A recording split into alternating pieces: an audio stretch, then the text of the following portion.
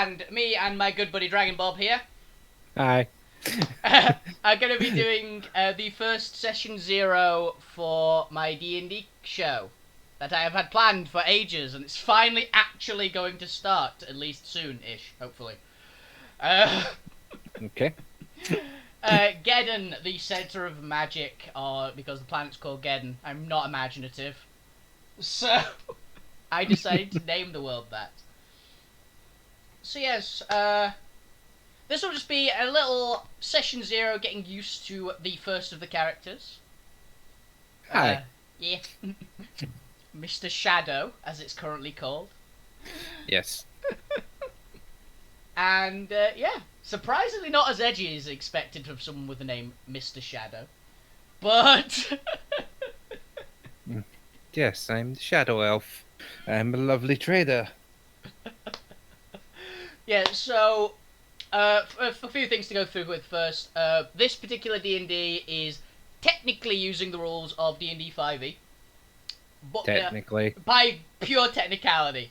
They are heavily edited because I'm lazy, for one, and couldn't be asked to make battle maps, and two, a lot of them are kind of boring, and this is more interesting. So... He will overpower us until then he overpowers us. Pretty much. I am a big fan. Anyone who has played any D&D with me as the GM knows I'm a big fan of superpowering my players through the roof. And then showing them why I gave them the superpowers through the roof. Yes. I'm a big fan of big scary monsters and terrifying situations. And probably my campaign either won't make sense or will seem like it's contradicting itself. There's usually a plan. Can't guarantee it, but there's usually a plan. So, yes, as I said, we are on the world of Geddon. Let's start this off.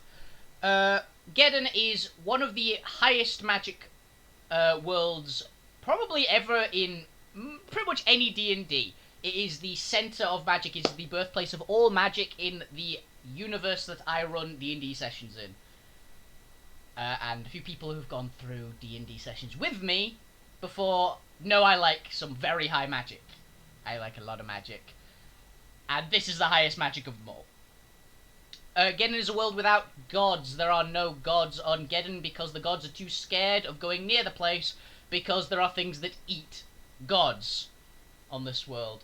It is ruled by the immortals, monstrously powerful creatures that in certain cases are things that are producing the essence of magic itself in all its forms. And this is the world we're going in. Specifically, we're going into the easternmost human kingdom of Edru to start off with.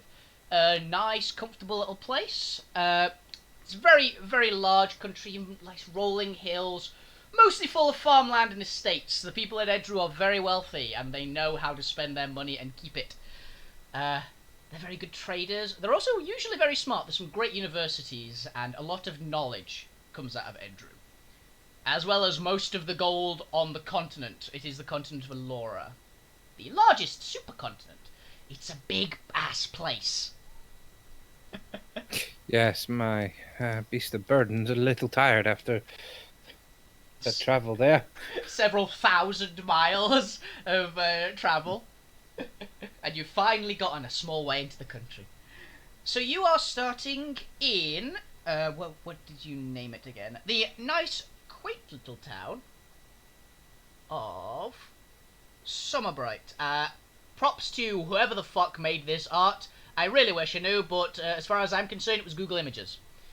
Pretty much all the art I find for this show, will be from Google Images. Won't be anything crazy. It's just what I find, if I think it suits. Summerbright's a nice little farming village. Not a crazy big town. Population, few hundred, probably. So, small little village. Mostly well known for produce. It's right slap bang in the middle of most of the better farms in the area. So they're quite well off. They're not super rich, but they're not poor either. They get some good cash. So there's some good cash walking around, which is probably why you're here. What? Yeah, yeah, I don't see nothing. Yeah. Why don't I you? still got the first part. Yeah. I don't see the town yet. The town is obscured with lots of names and places and Oh yeah, I people. forgot to change you. Damn it! I keep forgetting about that. It's been a while since I've GM'd. I'm a bit rusty. There you go. Yeah. Yeah, it's a nice little place. Apologies about no sound effects or music yet. That will be rectified before the actual show. But the session zeros, I've been too freaking busy, if I'm honest. I've had a lot of shit to do. So, Yes. why don't you describe yourself, Mr. Shadow Man? How do you look? What are you on at the moment? How are we doing? Uh, um, as you see the beast of burden with pulling the cart forward. If you looked as the person steering the cart, he's right now he's a little dressed down because he's usually got like a sailor sort of looking jacket, very a nice shirt, pointy ears, nice loose sort of fitting pants, and sort of your heavy looking leather boots. And the interesting thing that you notice as soon as you start actually looking and making out the details, the everything, even his little jewelry, the modest amount of jewelry he has on himself to show he's got a bit of wealth to him, but not enough that it's like we're gonna mug him. uh, is he's all black, everything, anything on him, jewelry, clothing. The only thing that's a different color is one of his eyes, which is a bright red, which is a bit weird for an elf. He's not. He doesn't. He's all in black. That's why he's the shadow elf of the traveling merchant called Shadow Elf Trading. Yes. This it's been a while to get here. I think I'll find a nice spot to sell some wares, maybe. Yeah, I'd say it's coming up to like about 11 o'clock in the morning. It's like it's starting to people are really getting into the swing of the day, essentially now. So you've got some time that you could set up a little stall somewhere. You know where the market is. You've been here before. Mhm.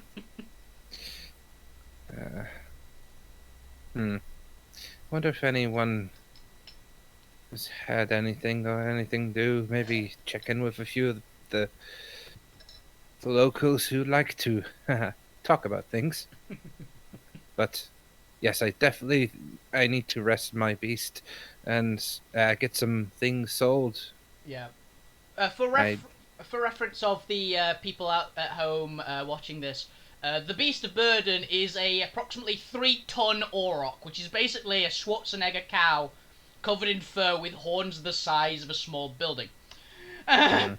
Very big cow. Um, which is it's looking a bit tired. It's looking a bit.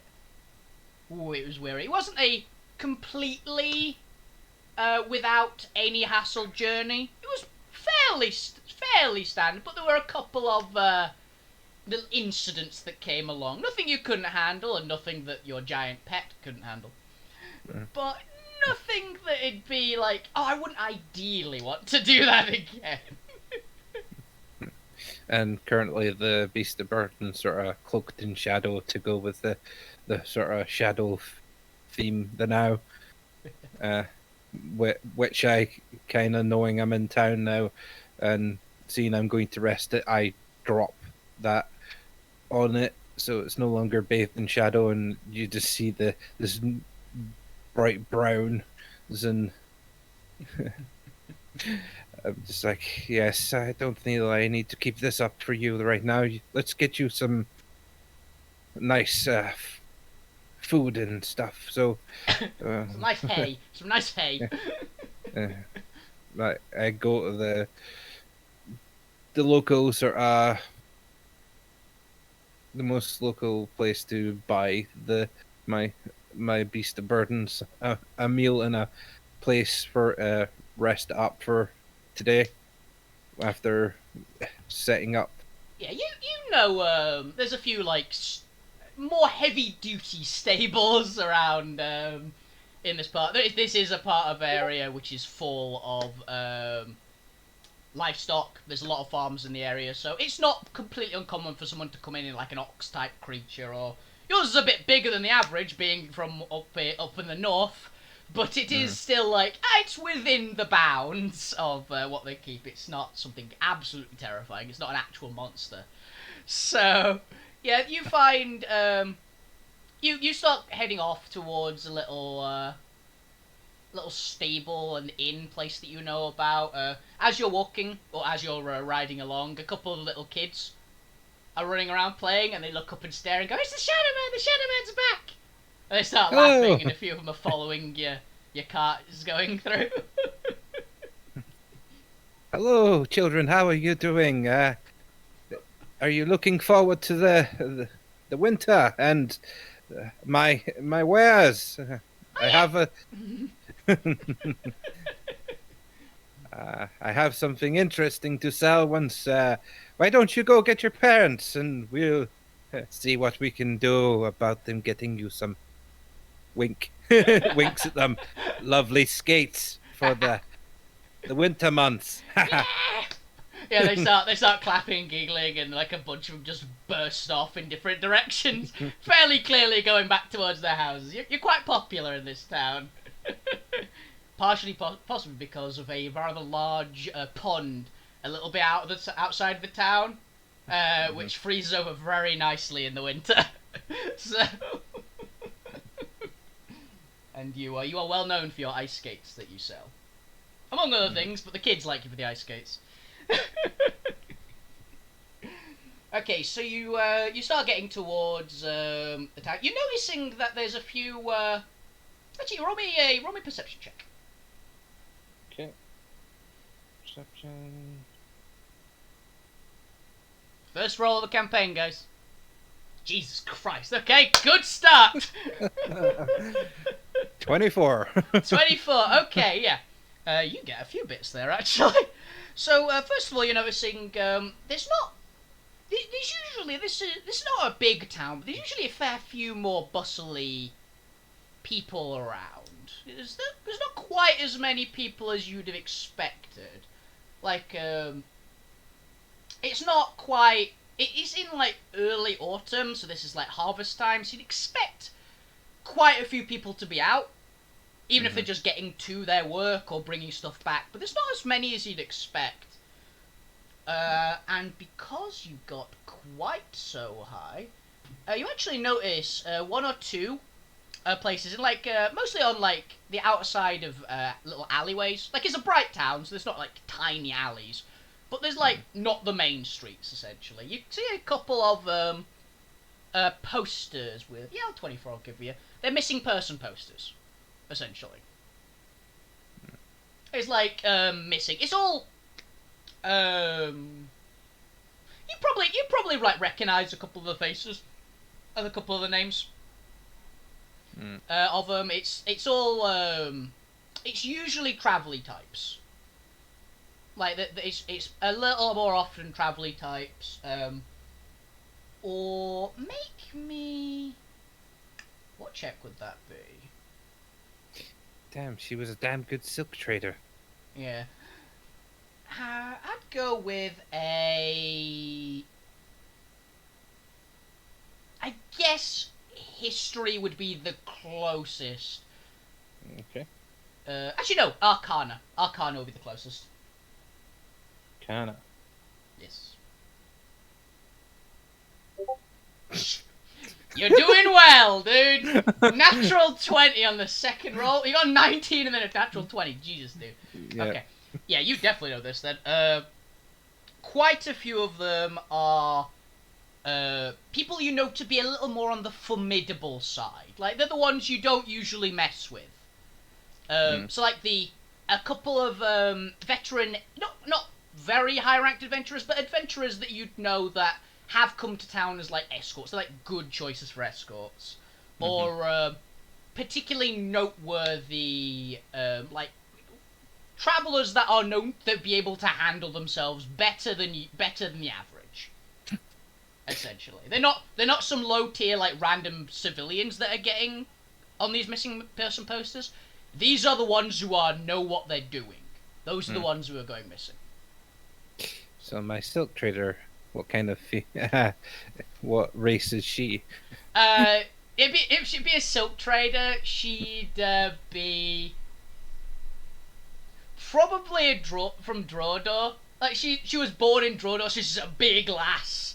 The humans of Drodor, for reference of people, are classically adventurers. They go in for adventuring a lot more. They're a bit they're quite a bit bigger and stockier than the average person everywhere else because of their close proximity to Neria, and the ridiculous amount of life magic that comes out of there makes everything a bit bigger. So yeah, she'd be she'd be like a nice lady, very sweet every time you talk to her.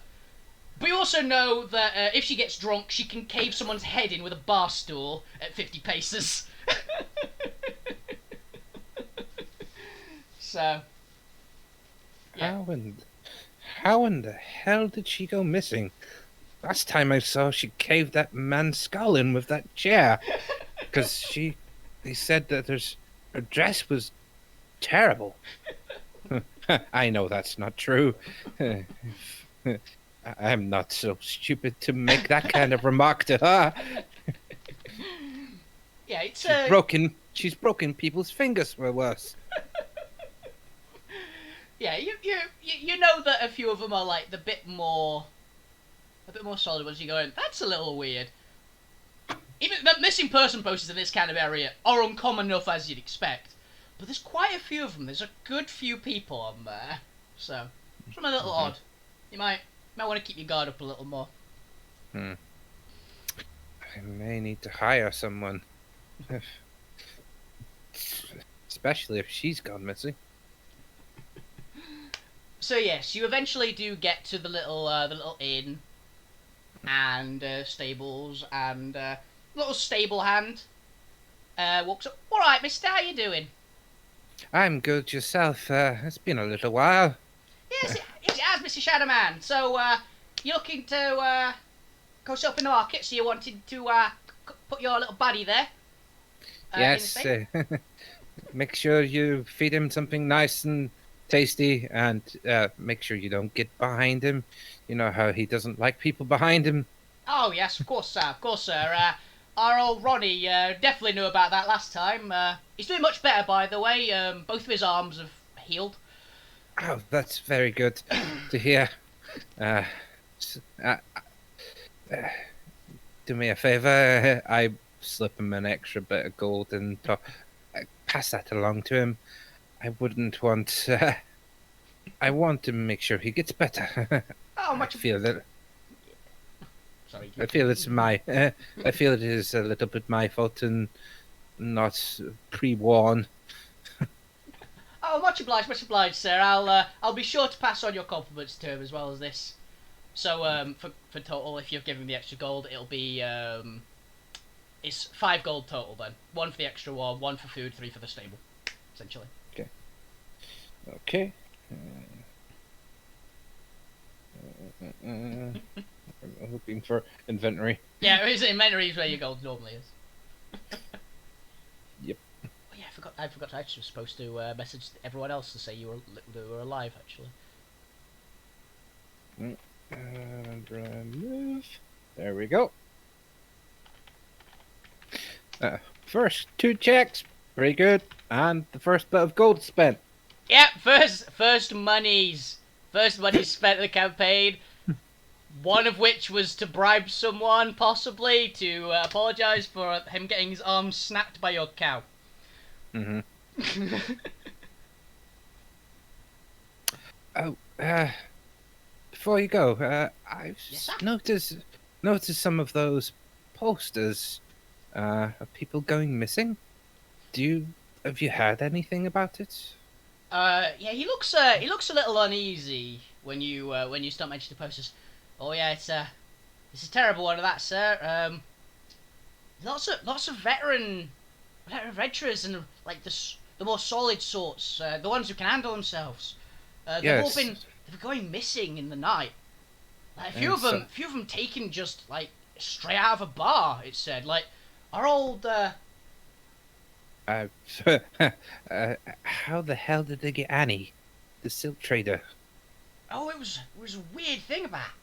She was walking home or walking back to the inn after a bit of a night out. I'll say that three casualties.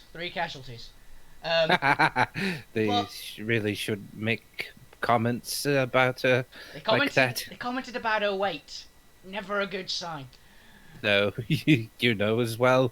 Yeah, You, I'm not suicidal enough to mess with her.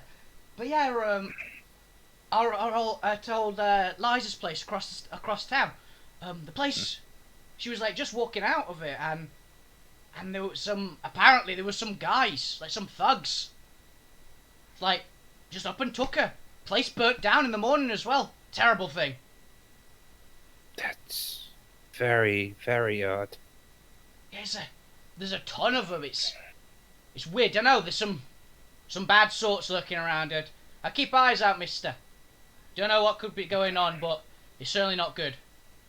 Yes, you look after yourself too. Oh, it's all the ones seem to be going a bit more highbrow than me, sir.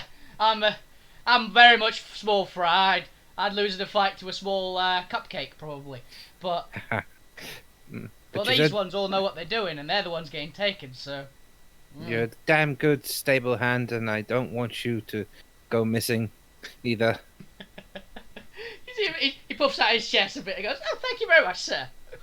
So I'll be staying up your buddy here, and I'll see you around. You gonna be staying at the inn? Yes, I will get a room. Glad Uh, to hear it. Glad to hear but it. but I must go about my business and sell some of my wares. Uh, yes, you know, grease the wheels. Oh, I understand, sir. I understand perfectly. Enjoy the rest of your day, sir.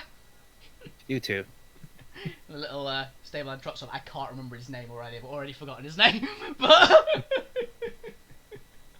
I like that stableman. Yeah. Yep. So your Auroch has been stabled up all nicely, and your cart is just a little bit outside. I'm genuinely curious as to how you're going to move it. I think when it came to the cart, I was actually leaving at the sort of market, Ah. sort of Okay, okay. marketplace. I've left it. You rode the Auroch back essentially. Yeah, and I've sort of set up already, and sort of it's all sort of locked up, and that's all.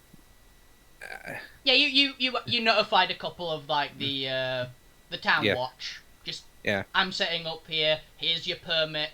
Could you keep an eye on it while I go and stable my beast? And they go, yeah, sure. Don't worry about it. Yeah. They're nice. They're nice local lads in this area, so they're very chill. They're used to merchants all the time like this, and you're known to them. So, so yes, you start just strolling back to the market then.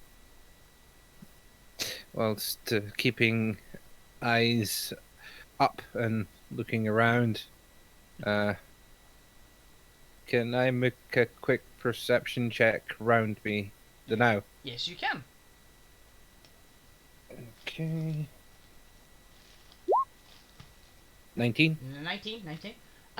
You currently don't notice anyone out of the ordinary. It's just like the normal, like, people going about their day. Like, you see a couple of hay carts and things. Nothing too crazy. Like, a couple of carts with vegetables and things, like, moving around to storehouses or markets and things. There's no one who appears to be shady around you, essentially. Other than yourself. Is there anyone particular looking at me the now? Let's find out.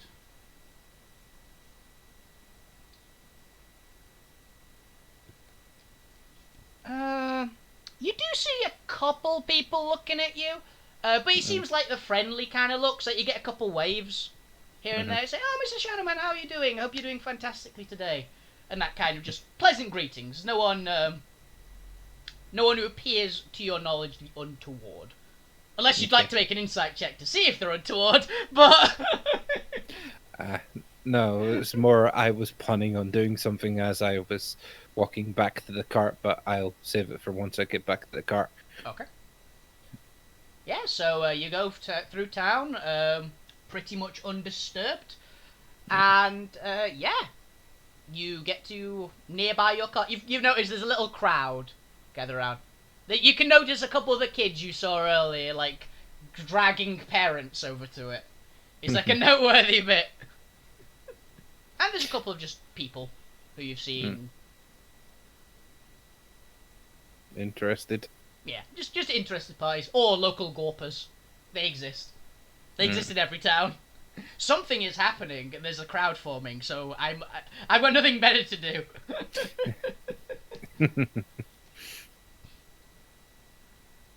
As I start walking up to the cart, I go, yes, everybody, gather round. Give me a few seconds to set up, and I'll be right with you people. Hey, there's a little excited chatter, particularly about the kids who are starting to be very overexcited, and the parents having to calm them down in certain cases. So yeah, now that you're back at your cart, you basically can just like unlock the door and walk in. Yeah. As I walk in and close the door, I then alter my form so I now have my fancy jacket on. And yes, I need to be a bit more flashy for the sales here. Less casual right now. Okay. And the nice sailor jacket appears on my body. On my body or off my body? Which one would you prefer? It can appear in your hands if you like. You can just like snap it and it summons it or something like that if you like. And I basically put myself into. I got my nice sailor jacket on, and I start. I press something, and basically the sign pops up on the top with a bit of flare. Little fireworks come out the sides, and it starts like flashing in lights. Little magic lights. Yeah. And I step out. You get some applause from the little kids, most notably, and a lot of people seem interested. Hello, my good people. I have some lovely wares for you to help you through the winter and also entertain those toddlers and children out there. My friends, I have some lovely things ready to get you ready for those winter months. I wouldn't want my good customers here to freeze. So, I will open the bit that basically has my wares open, so there's now a stall out the side, but sort of salesman sort of flare as it opens. It probably unfolds. It unfolds like with a very dramatically. And I have some nice stock here for all those people who are suffering a little bit of the chill as you go through the winter months. I have this nice oils that you can apply to your clothes, which will magically warm you through the winter. Make sure you don't apply too much now. We don't want you running out of this and maybe combusting your clothes. You get a few laughs, one or two nervous laughs, but mostly laughs. Yes. Oh, and for those nippers out there who I know are ready for this one. Yeah! You get the kids to start cheering. My shadow skates. Yeah. Simply apply these to your shoes and you will have a nice pair of skates for those nice winter months when that lake over there's frozen, and you can have some fun on the lake if you can't quite afford those fancy metal skates. The parents perk up when you say that. They looked previously like they'd just been dragged along again, and they went, "Oh wait a minute, it's cheap." Yes. Come, my friends. Who is looking to buy some of the skates or some of the winter warming oils? Oh, I even have a few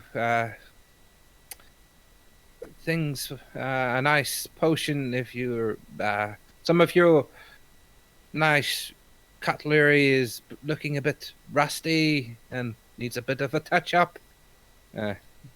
Who would want to just throw away some useful utensils and all that when you can make them as good as new? And as I'm saying that, I'll pull out some rusty knife just to sort of give them a demonstration. Yeah. And I'll pick one of my potions up and I'll dab a little bit on it and just wipe it and see. It's good as new. Yep, the rusty the little rusty knife comes out and it's very nice and shiny. Looks like stainless, flawless steel at this point, and you get a couple of like very interested parties from that particular one. So, have you got anything else you're going to sell? Because we can start making some rolls. Or is this the only 3 things you're going to do for now, at least? Because I think you were planning on staying for a few days at least. So. Yeah, I'll have some just normal sort of other potions and things like that. I think the other sort of magical knickknacks that I have are probably best suited in different towns or something. Or I've not quite figured out all the the things I want to sell. Or yeah, sure. So could you make me 3 persuasion rolls, please? Okay. That's basically the barter roll, isn't it? Let's be honest, it's basically persuasion. How good's your salesman for each? It would be the first one. That was for the warming stuff. Okay, you get a couple sales for the warming, but nothing too good.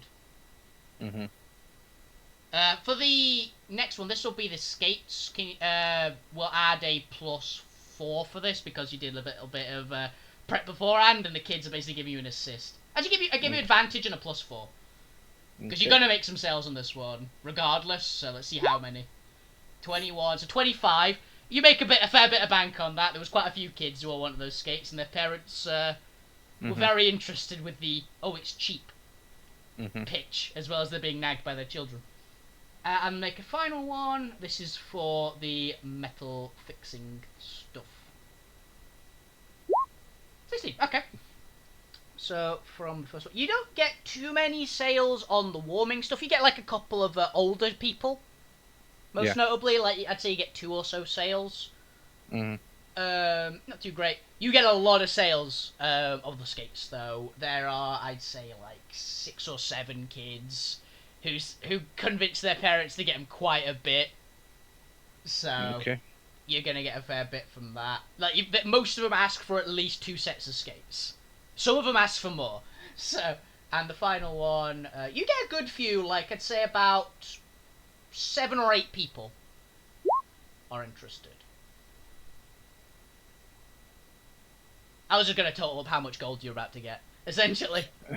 Yeah, I'm just noting the... That's the wrong word to put. Yeah. Yeah, I can't spell. I'm dyslexic. So am I.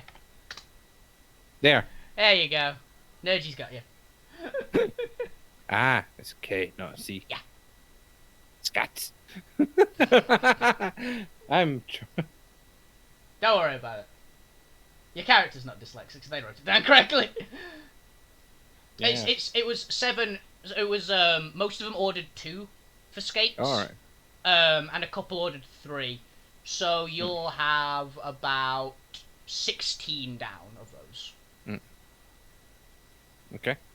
And the last one, you got about 7 or 8 people for the metal fixing stuff. Okay. So in total, I'd say this was a very solid. This takes a good few hours. Mm-hmm. We'll go with all these sales and you're like doing the extra bits and bobs. Mm-hmm. I will say you make a very comfortable little 200 gold. Okay. Add that to 0. It's not a pretty good day, all things considered. Yeah. Mm-hmm.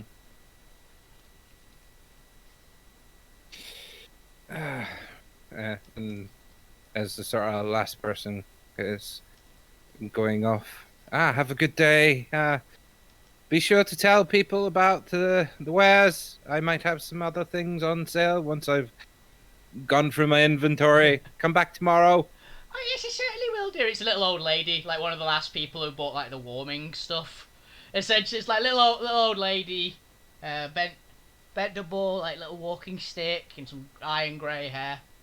Mm-hmm. Walks off with surprising speed for someone of her age, though.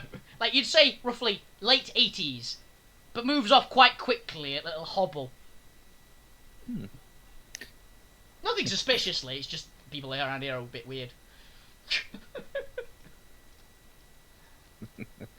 Well, at least I know she's not going to be in trouble. I hope that does her well. Yep. So the market's I'll say it's getting to around 8 p.m. now. It's like a good few hours. You basically spent the full day Mm-hmm. doing it. We get about 8 p.m. It's getting pretty dark. It was starting to get dark. You're at the time of year where it doesn't get dark too quickly yet. So it's starting to get a bit dark. So what are you gonna do now? There's less people around. There's still a few people around, mostly vegetable merchants and the city watch. But I'll go across to the city watch and say, do you mind keeping an eye on whilst I go fetch my beast of burden to uh, move this away for the night? oh, And no, not at all, sir. Not at all, sir. I'll be fine. Be perfectly happy to keep hold of it. I'm on shift for the next 2 hours still, so okay. I can guarantee it will be washed at least until then. And I sort of lean in and say, hand him another potion and say, for your trouble in keeping an eye on my cart for me. Thank you. Oh, much obliged, sir. Much obliged. That'll keep your armor nice. Ah, that's always appreciated. So we get a small bonus for having our armor particularly shiny. So thank you very much. I saw what you did with the knife earlier, and if I wasn't on duty, I'd have come over and bought some myself. So you get a nice smile out of the big officer as he puts it in his bag just as quickly as possible. Thank you. And I make my way back to the stables, keeping an eye sort of open as I go, just with the prior warning and seeing those things, waving at a few people to make sure that they know that see me and you're being conspicuous essentially to make sure that people are aware that you're in the area. So saying hello to a few of the familiar faces. Yeah, there's still a few people in the streets because mostly they're like either indoors or they're like in the pubs and things at the moment. Though. It's the end of a long day of harvest. You basically the people who would have come in towards the end of the day have all come in at this point, so they're just like relaxing for a nap. You've got probably like an hour or two where there'll be very few people and there'll be more people out in the street again, but everyone's knackered at the moment. Yeah. Roll me a perception check, please. Okay.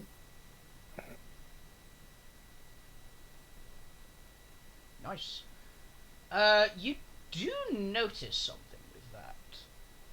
Give me a second.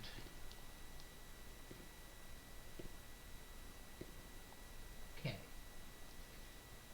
Down a couple of the alleyways, you do notice some people who are like leaned up against walls and things, most notably.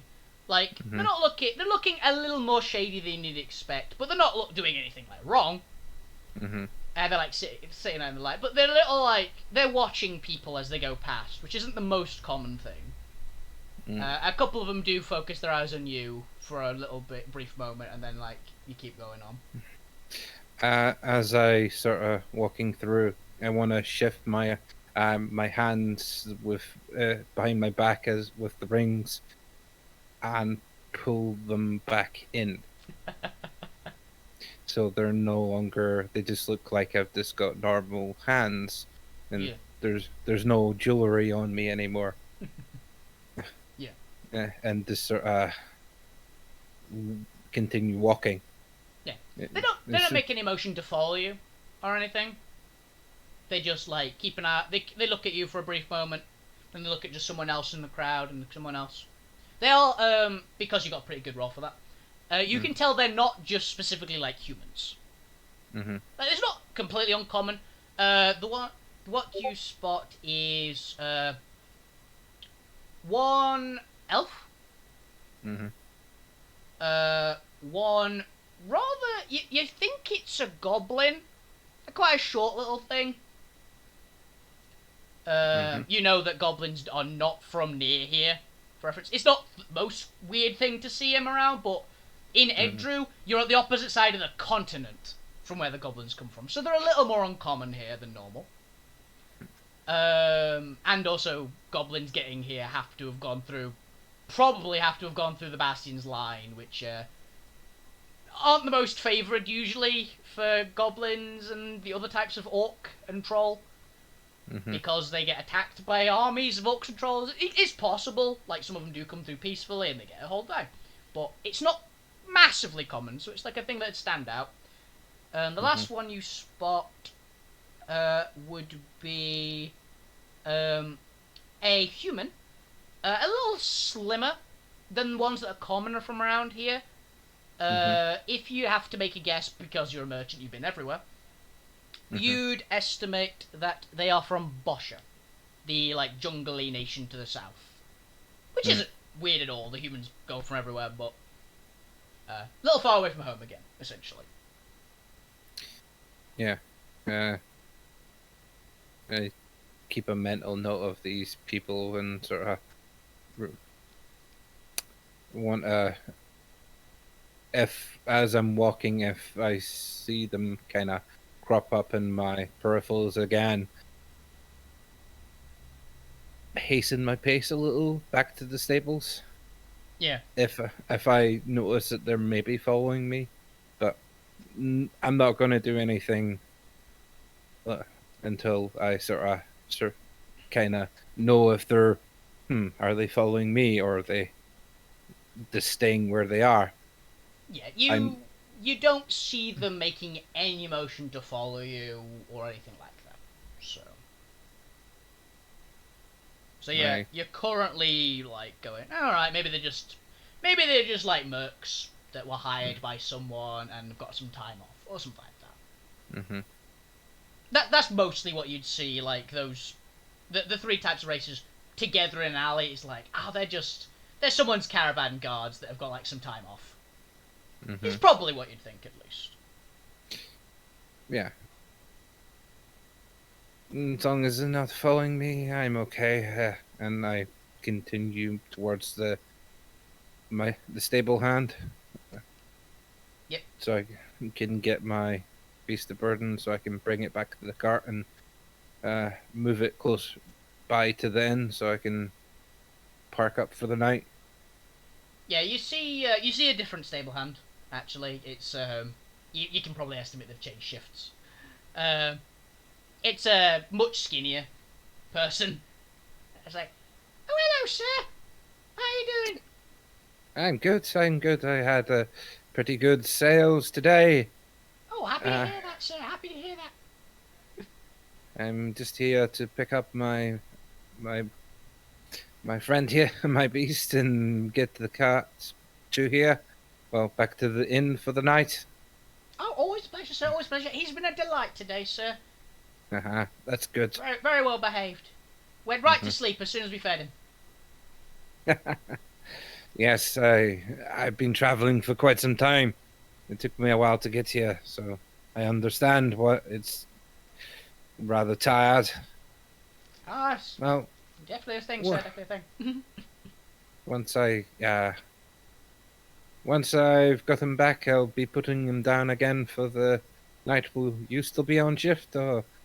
Yes, I'm on shift until midnight, sir. So, got me for the rest of the Okay. evening. I've got the night shift tonight. Good, good. I will see you in a little bit then, hopefully. Yes, pleasure to see you again, sir. And I'll go fetch The Auroch, essentially. the rock and start making my way back. Oh yeah, you actually looked back down the alleyway that you saw, and the people that were there are now gone. They're not there anymore. So, I'm assuming you were going to look down that alleyway in any case. So, Yeah. Yeah, they're not. They're Yeah. not currently there anymore. Yes, they must have just been some hired people. Reminds me, I need to probably go at some point and hire some people if I'm going to travel further. Yeah, there's a little mercenary company in the area that you can they're not the best. They're not as good as the adventurers of Drodor or anything like that, but they'll get the job done. They're a little less professional, but they do an okay job. But they're cheaper than the ones from Drodor. Yep. Drodor know they're good, so they charge a bit higher rates. I'll make my way back, noting that I want to go to the mercenary place at some point. I quickly sort of scan for any sort of sign saying what sort of times are open or anything.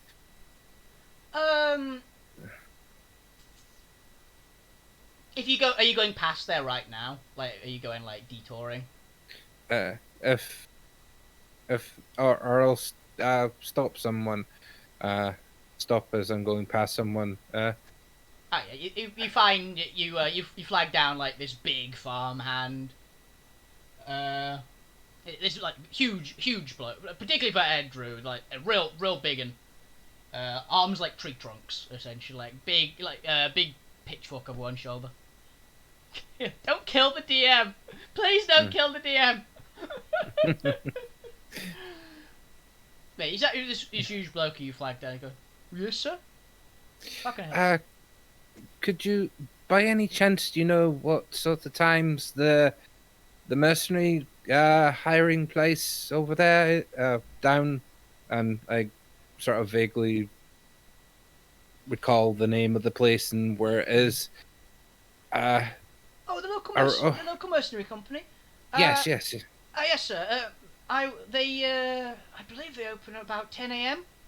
Well, they start taking commissions at least in 10 a.m. I think it opens earlier than that, but they start like allowing people to set up jobs around 10 a.m. So it gives a hopeful little smile. The hope is like, have I done good? Thank you. I look at his pitchfork and how good a nick is it looking? It's pretty decent. It's a bit muddy. It's definitely used today. But...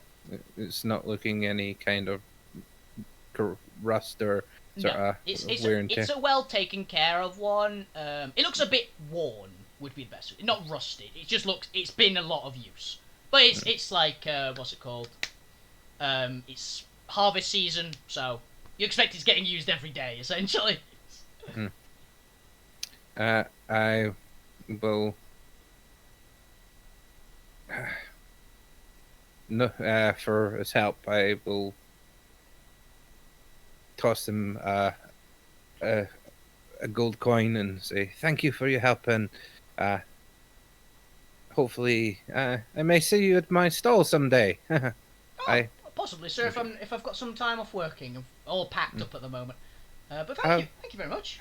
how goes the harvest? Oh, quite well. It's a good crop this year. He seems like very excited about it. It's like we're gonna get some very good ones. And he starts going on about all the vegetables that he's been harvesting today. Mm. He's like some Uh, very good ones. I'll I'll sort of stall for a little bit and listen to it and see kind of what is pulled in, see if it's anything I want to buy myself and sell elsewhere. There's a couple of ones that are like noteworthy. Essentially, I'll say that there's a couple of the vegetables which sound a bit more noteworthy than the others. Essentially, it's like, ooh, these sell well, and it's a good crop this year, so you're probably gonna get a bit of cash for them. My friend, even if there's nothing you particularly want to buy, I would be interested in maybe purchasing some of your crops as well. So if you have any time free, or you have someone that you can send from your Oh, your employer. oh, certainly. I can ask my dad. My dad will will come round to your cart. I'll say. I'll ask him if he wants to come around to your cart with some prices. Say you're interested. Probably tomorrow. Tomorrow evening, probably. He looks up at us. Like, yeah, probably tomorrow evening. Thank you. Much appreciated, and I better get to my cart and get it back to uh, the inn for the night. Oh yes, thank you, sir. Have a very nice day. And I start trotting back to the cart. He wanders off the other direction, like big pickfuck of himself. Like he looks like he's done good. He feels like he's got proud. He's proud of what he's done. He has been useful today. Yep. Okay, yeah. So you get back to the marketplace without any major incidents. I start hitching up the beast onto the cart after I have a quick look over to see if it's still the same guard on shift, just to maybe get a rough idea what time it is now. Oh yeah, it's the same guard on shift. You'd say you've been about an hour.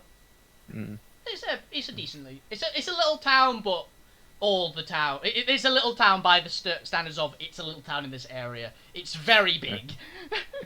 Still. Give him a sort of wave and a sort of a bow, a sort of nod to say kind of thank you for looking after my stuff whilst I was gone. He gives you a salute back. He goes, pleasure, sir. Yeah, and once I've got it all hitched up, I'm going to just start making my way back to the inn for tonight. Okay. Would you like to make me... By the way, feel free to, again, anytime you want, to make a perception check. But could you make me another perception check, please? Okay.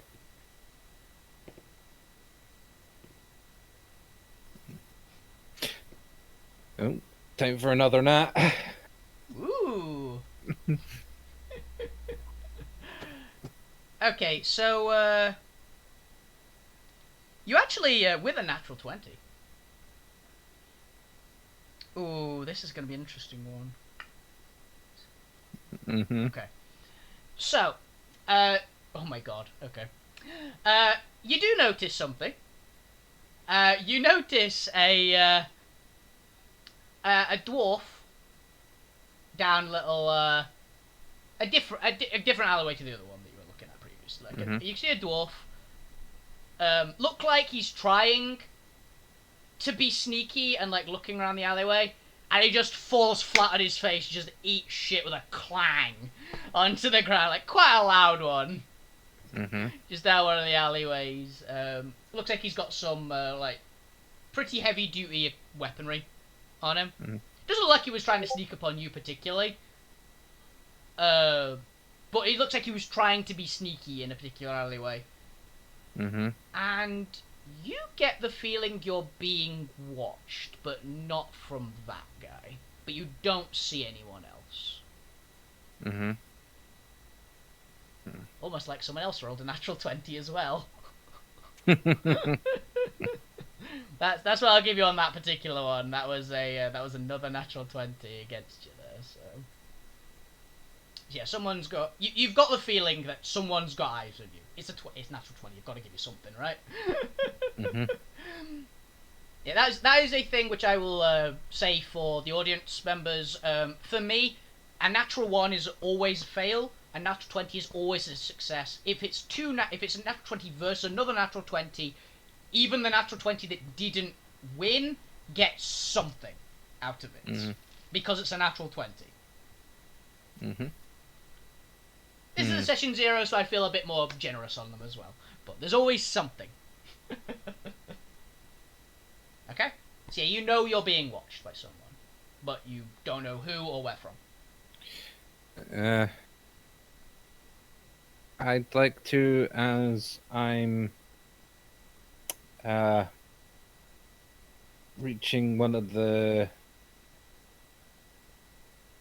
sort of one of the sort of alleys that's sort of leading back towards the end that maybe has a fork in it. Mm-hmm. Cast something as I sort of reach that fork. Okay. Are you going to use your natural magic in any way? So yeah, point for the public watching this. This particular world has a thing called natural magic, which is inbuilt and completely unique to every single thing, essentially. Everyone has their own perfectly unique magic that is to themselves. Would you like to explain what yours is, roughly, Bob? I, being of shadow, my natural magic is making things out of shadow. And Solid I'd like objects being the most notable one. Mm-hmm. It's why I'm able to make the skates of shadow for the kids. It's been me working with my natural magic to lengthen its ability to stay in form. And I'm going to use my natural magic to put up a shadow wall just as I start to reach the fork, so I can actually dart down one of the other forks with the cover of the shadow right behind me so they don't know which one I trailed down. Okay, how many points are you going to be putting into it? Uh, You have your level plus your proficiency modifier currently. What's my proficiency? I believe you're level 4, so I think it's still 2. Okay, I will So pump. You have 6 points to spend potentially. They regenerate every round, so don't feel bad about using them. Essentially, I'll make I'll spend enough points that I make a wall, couple, maybe a foot thick, and enough to stretch up to the top of the buildings, so it's not so easy for someone looking from alley level straight down to see which direction I take. yeah, big solid wall. So I'd say that probably is 4 points. Mm. I'd say that's a fair bet, right? It's a very solid, like, it's basically you just made a big concrete wall out of shadow, essentially. Mm-hmm. So it'll take a hit as well. Is one of the nice things about it. Yeah. Yeah. So yeah, you do that. Make me let's just go with an agility check, essentially, just a flat agility. Actually, no, do it be a land vehicles because you're still riding the cart. Maybe a land vehicles check. All right. So. Agility plus proficiency if you don't have it written down already, because I remember it was a bit weird. You said it was working. Ooh. Natural failure. Ooh, that's a nat 1. That's a problem for you. Okay, so what happens in this particular case? You do round the corner. Mm-hmm. Unfortunately, you, like, doing the immediate, like, push for it, startled your Auroch, which was a little bit, like, oh, I'm just plodding along, I'm doing my thing. And then it just suddenly, basically made it jump. So it bolted, smashed into a wall on the other side, on the turn and like smashed your cart in, and one of the back wheels is like badly damaged. Mm. It'll go, but you've just massively reduced your speed. It'll definitely need fixing, otherwise it's going to collapse fairly soon. But it'll still go for the moment. I'd like to use a bit of my natural magic to sort of bolster it for now, knowing that Yeah, you've got. This is still the same round, so you've got 2 more points to spend. So yeah, you can use those last 2 points to. Yeah, I'm gonna bolster it so it doesn't fall apart on me as soon as if I manage to bash anything else. Yeah, you've got a very bit of damage to your car and quite a bit of damage to the nearby house, because a 2.5-ton Auroch smashing into it at like 40 miles an hour is gonna do some damage. And you'll hear me. Oh, fuck. The Auroch doesn't seem particularly mindful. It's continuing to like barrel off down the street. It didn't really care that it just took out a small part of a building. Aurochs are tough sons of bitches. There's a reason you bought it. This isn't good. Luckily, the streets are fairly clear at the moment, so there's not really many people that you could accidentally run over. So yeah, what are you planning on doing now? I will say it is essentially a next round. Okay. So you have your points back. Right. I will continue to put 2 points into the thing just to make sure that I don't essentially hamper my sort of movement of the. And I want to divert away from the inn and head towards where I know the local adventurers people are. I want to see if I can remember a sort of route towards the local sort of adventures tavern. Okay. Or somewhere that I know there's some tough people I met in the village. Yeah, there's 2 places you can actually. I'll have you roll for it. Okay. Make me a. Would a survival check be good? That kind of works, right? Okay. At the moment, I'm looking at it. I'm trying to think if there's anything that's better than survival. No, survival works. Okay. It's kind of like tracking. 12. Okay, you remember one place. It's a pub that you know a few of the like caravan guards that you've hired before have like recommended and like offered if you want to go with them. Before you know it's like a classic. There's some more like formidable types in there usually. Wait, this is actually the one that you saw Annie cave the guy's head in with a stool. Yeah. Damn. And I will try and figure out the best route for that and barrel that way, with my eyes peeled, sort of looking for anything ready to sort of use my natural magics to put obstacles in the way if I see someone close. Okay. Make me a perception check at disadvantage, because you're moving pretty quick. And also make me a, what's it called? Another land one. With no disadvantage or downsides in any way, because you are using your magic to basically prevent the problems. Right. Here's the 17. 17, pretty good. Okay. Perception, and I'll just roll a d20 to 15 plus. What's your dex and proficiency? My dex is a 3, and my proficiency would be a 2. So So it's 20, yeah, dirty 20. Yeah, you're definitely good on that. Yeah, you're making better progress. The Auroch is not quite as startled now, so it's moving at its classic. It's not the fastest animal in the world, but very little's gonna stop it when it gets moving. It's got momentum backing it up, and your cart's pretty big, so. It's moving at a fair clip. And for perception, you don't notice anything. You're not sure if you're still being watched or anything. But I'm not taking the chance and Yeah. barreling forward to the Yeah. the location that I know. Yeah.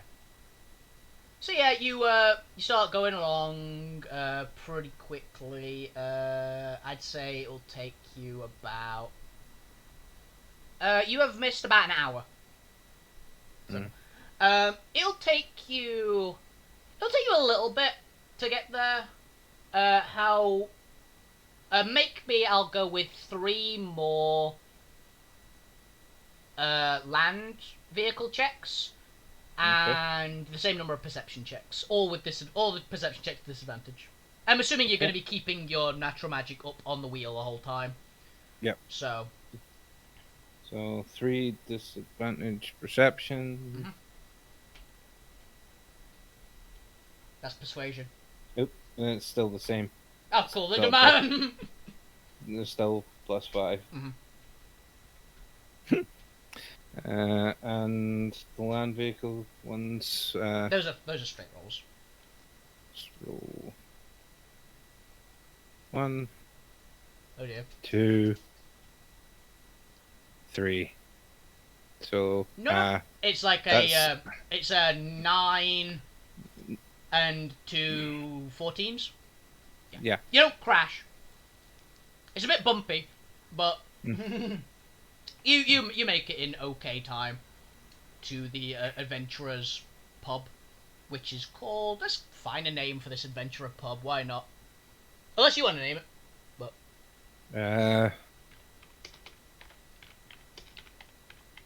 Fields of Gold. Fields of Gold, yeah, the Fields of Gold pub. That's actually very appropriate for this place.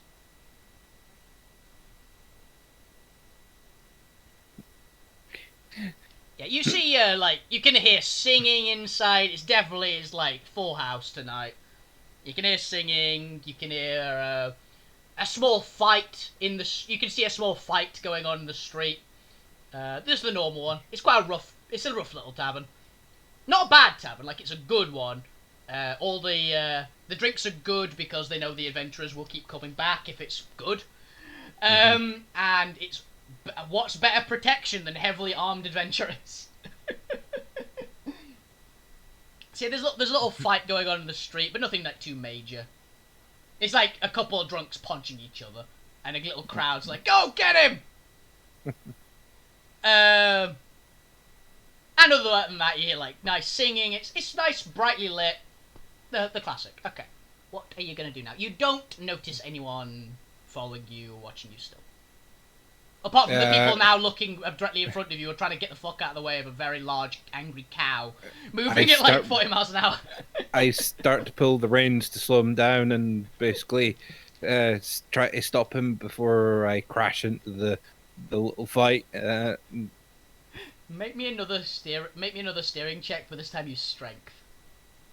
Okay, so it will be only a +2 to. Cause... yeah, it's just your proficiency, basically. You're good. You managed to stop the Auroch. You say, like, words that calm it down, so it's no longer, like, out for blood. And it, like, goes to a normal lumber. I think at that point I start saying it in Elven to start a more sort of sultry tone, or... It doesn't understand Elven. It's from Drodor. It's dumb as a rock. But it sounds Soothing. a bit soothing. I'm not saying anything in particular, but I noticed when I said certain things, it sort of sounded or something that calmed it down, and I was like, I'll remember that. It no longer sounds like a mad elephant. It is a normal angry cow. Yeah, so yeah, it slows down and starts like lumbering along at its normal pace. You have a couple of like slightly alarmed looking adventurers which have evidently sobered up. Sorry, my friends. I know this isn't the most appropriate of times for to hire people, but I'm maybe looking to hire someone. Couple of I years feel perk up. I uh, I'm I'll look around a bit just to see if there is any signs of someone maybe have followed me still. Make a perception check. Without disadvantage this time, just a flat one. Because you're no longer moving. Right. 24. You do not notice anyone near you. Good. Other than the obvious ones.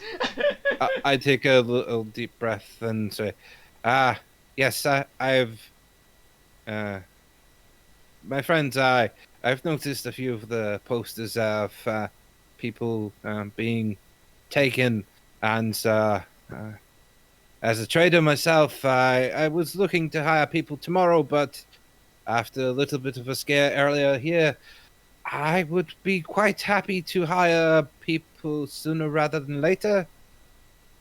What's your rates? The one who speaks up is this real big bloke. Like you saw that farmhand earlier. He's a good head taller than that farmhand. Massive muscles, big ass axe over his shoulder. In like heavy duty armor, not heavy armor per se, like bit patchworky, of like bits of plate mail, chain, leather, that kind of stuff. Very clearly an adventurer from Drawdor. Not one you know, but looks competent at least. Probably say he's a solid 7'5" ish. So he's nearly your height on your cart. Okay. What sort of prices did I used to spend on hiring people from? It would for usually be for a good adventurer from Drawdor, which is what you typically hire because you want to get like the good ones. The veteran class adventurers, it would probably run you like 10, 20 gold a day ish. 20's probably the more average. 10 if you get along with them real well. This guy you don't know, so he'd probably be going like 20. You'd estimate. Well, you look like a fairly good and strong fellow. How about 20 for the day? Well, night, I'm sorry. Tonight? He thinks for a second. Sounds fair to me. So, where are we heading then? And he just steps up smartly, arms folded. Like it looks at ease, essentially, but he's very much business minded. And a few of the other adventurers have like turned away now. We'll go back to watching the fight in the street. I was looking for somewhere to stay for tonight. I was heading to my usual inn that I frequent when I'm here, but certain early events made me a bit wary, and I diverted off to seek hiring some adventures like yourself.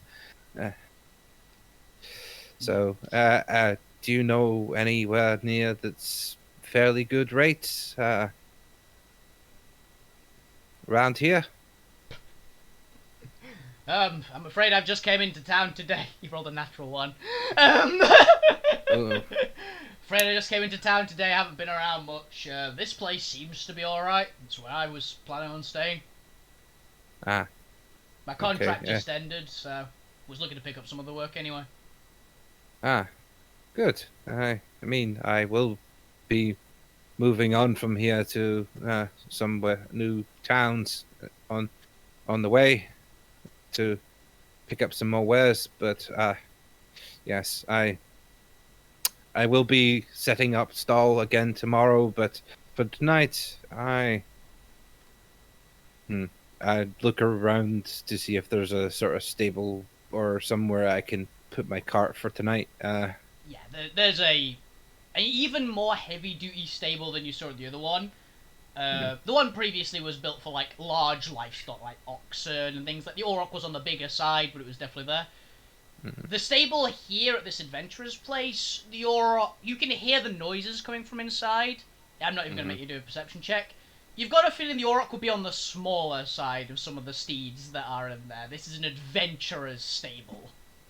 So, if there's anywhere you're likely to find monsters, this will be it. In town. Yes, I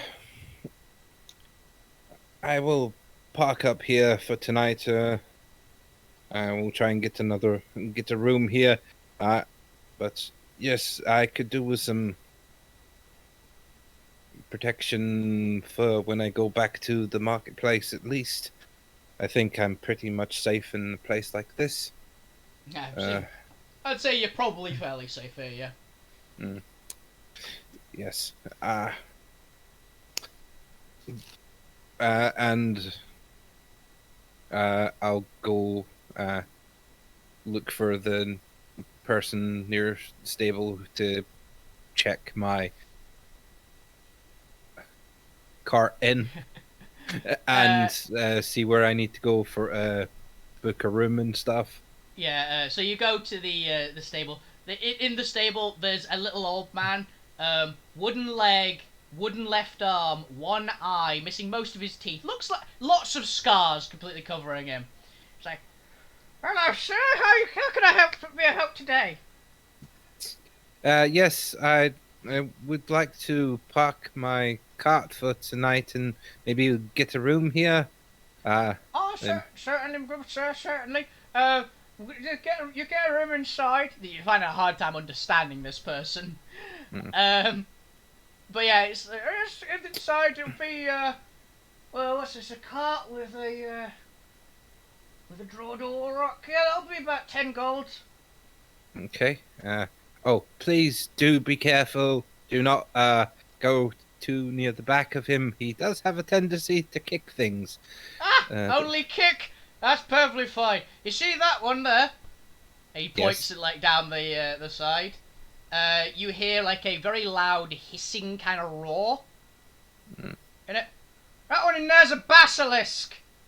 I think we can take it. I think we got him okay with an Auroch. Before the adventurers around here, they bring some real weird ones. He's blinded, of course. You can't have a fully eyed basilisk, but those things smell like you wouldn't believe. They've got noses better than your eyes. Thank you. And I will hand them the gold for put my cart in for tonight. You can tell why it's more expensive. This place is essentially a bank vault that they keep things in. So, you probably estimate these are the best stables in the town, at least for security. So you're fairly comfortable that nothing is going to happen to your cart. And also, as soon as you put it in there, I'm assuming you take the magic off it. Yeah. I wouldn't have put oh yeah, the magic on the wheel. Yeah. Do you know anyone who's good at fixing carts and that? I may need to get that wheel patched up, but Oh yeah, it looks a bad one. I don't know what you did to it, but I'm surprised you managed to get it here in one place. Magic, I assume. Yes. Yeah. I'd say, yeah, we could probably find someone who would be willing to do it. Probably a bit of a pricey job, say 30 gold. You did some serious damage to it. Yes, I can cover that. Just once they've done the job, I will come see them, give them their payment. Oh. You want to know what my gold is at the now? It's like 600 and something, isn't it? Still. 699. Right now. Damn. But yeah, yes. If you can get them to do the work, I'll be through to pay them once. But for now, I wish to retire for tonight. That seems very fair. And the adventurer goes, yeah, seems a good idea. And yeah, I booked a room inside the main desk. Were you need me for this evening? I looks at the sort of rough and tumble of the people in here. Like, I will. Which room did you get? I will try and get a room as close by if it's possible. But I'm hoping I won't need you till morning. But Sure thing. I've got, and he yeah, tells you a room number. I'm not going to say which room he picked, but yeah, yeah. he's got a one, and you can go inside if you like. It's as you go in, make me a dex save.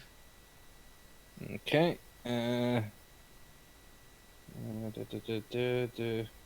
Deck save. Yeah. 20. You comfortably duck under, just with instinct. You've been in this place before. You duck under a mug of ale that was thrown at the door before you stepped in. Actually, I'm gonna do for your buddy as well because he's walking about. Oh yeah, he really makes it. Yeah, he also No. neatly dodges to the side as the mug just sails in. Expletives following, and you hear just a punch in the back. Come on, Harry. That's enough of that.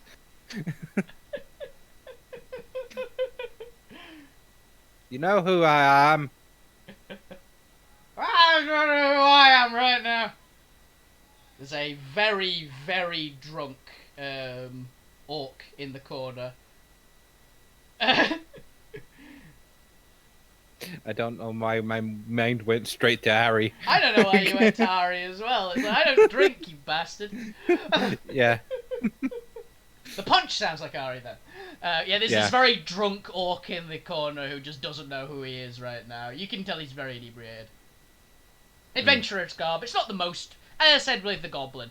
Orcs, bit far away from home, but if you're gonna find one anywhere, it'd be in here. Orcs make good adventurers. They're big, they're solid, and they don't really need armor. Mm-hmm. And I'll walk over to the desk. By chance, can you get me a room near, or maybe next to, and I'll say whatever number the guy gave me.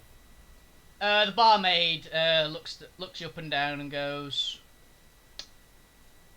5 gold a night. Meals are extra. Oh, that's how much for meals? 2 gold.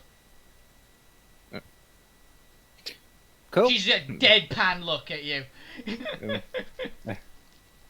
Very well, and I'll pay her.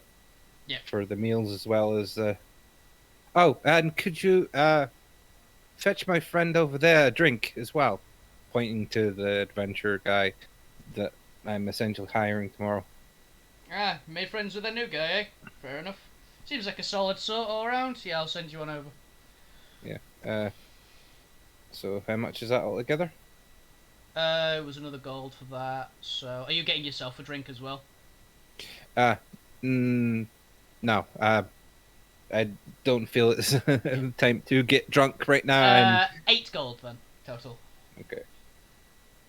My Drinks are guy. pricey, but they're good. So. Okay. I'll just give him a motion that I've sort of bought him a drink and sort of start to retire up to the room. Yeah, he puts his thumbs up in like a salute, like thumb over his head and nods his head to you. He's sitting on his own at a like a big table. There's a few people like the tables around him, and he seems to be like in vague conversation with them. Mm-hmm. But you can tell he's new here. He's competent, but he's new. So he's not like all the friends yet. Yeah. If I see any of the people that I know I've hired before, I'll give them a nod and a sort of generalized greeting. You don't recognize anyone tonight, at least. Maybe they're just not in town. Adventurers work all over, so it's a big continent. Mm-hmm. But yeah, I'm going to go up to the room. Okay. Yep, you get up to the room. It's not a particularly fancy one. It's got like a bed, a table, like a little box, like a big chest to keep your stuff in. Not a locked chest, just a like very solid looking chest. Think like the little rooms that you'd get in Skyrim. Mhm. If you've ever bought an in-room in Skyrim, it's basically like that. It's like it suits. The bed's a little nicer, but that's about it. Okay. What are you planning to do?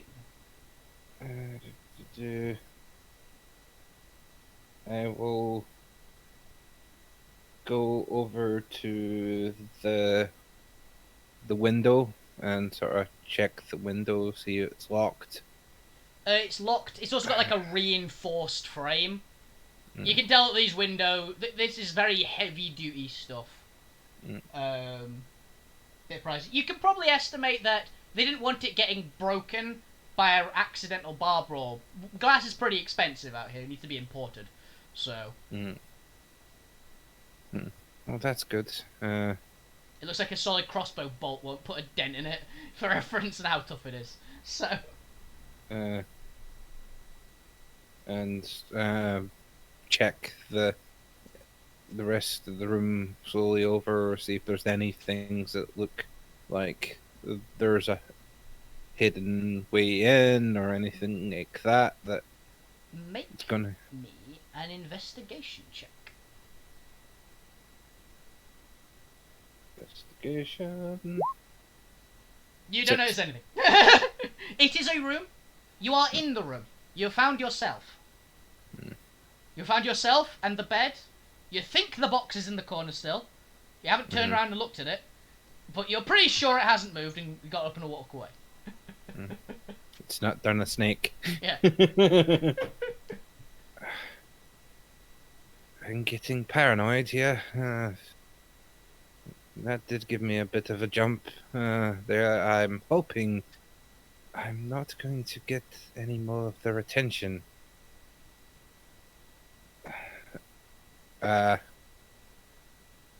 And I will go to the bed and drop my form into what my resting, sleeping self does. Huddle of darkness.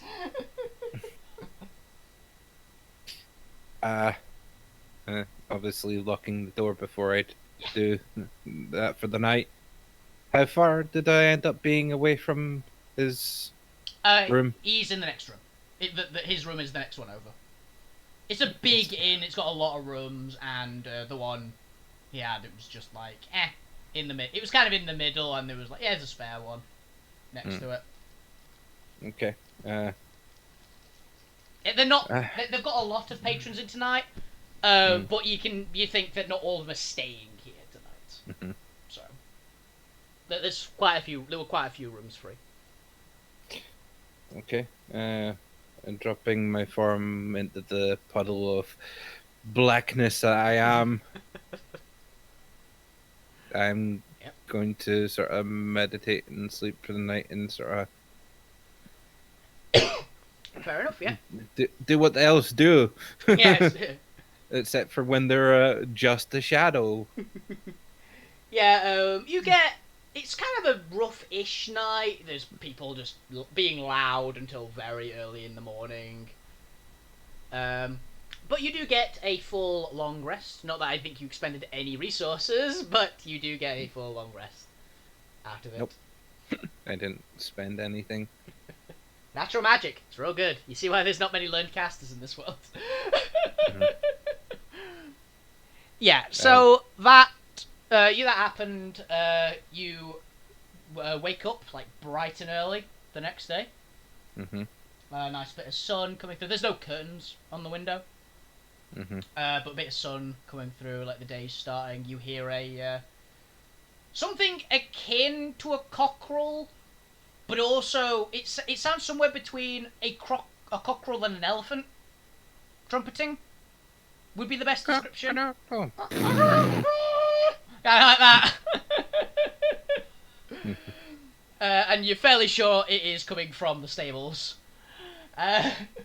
For something.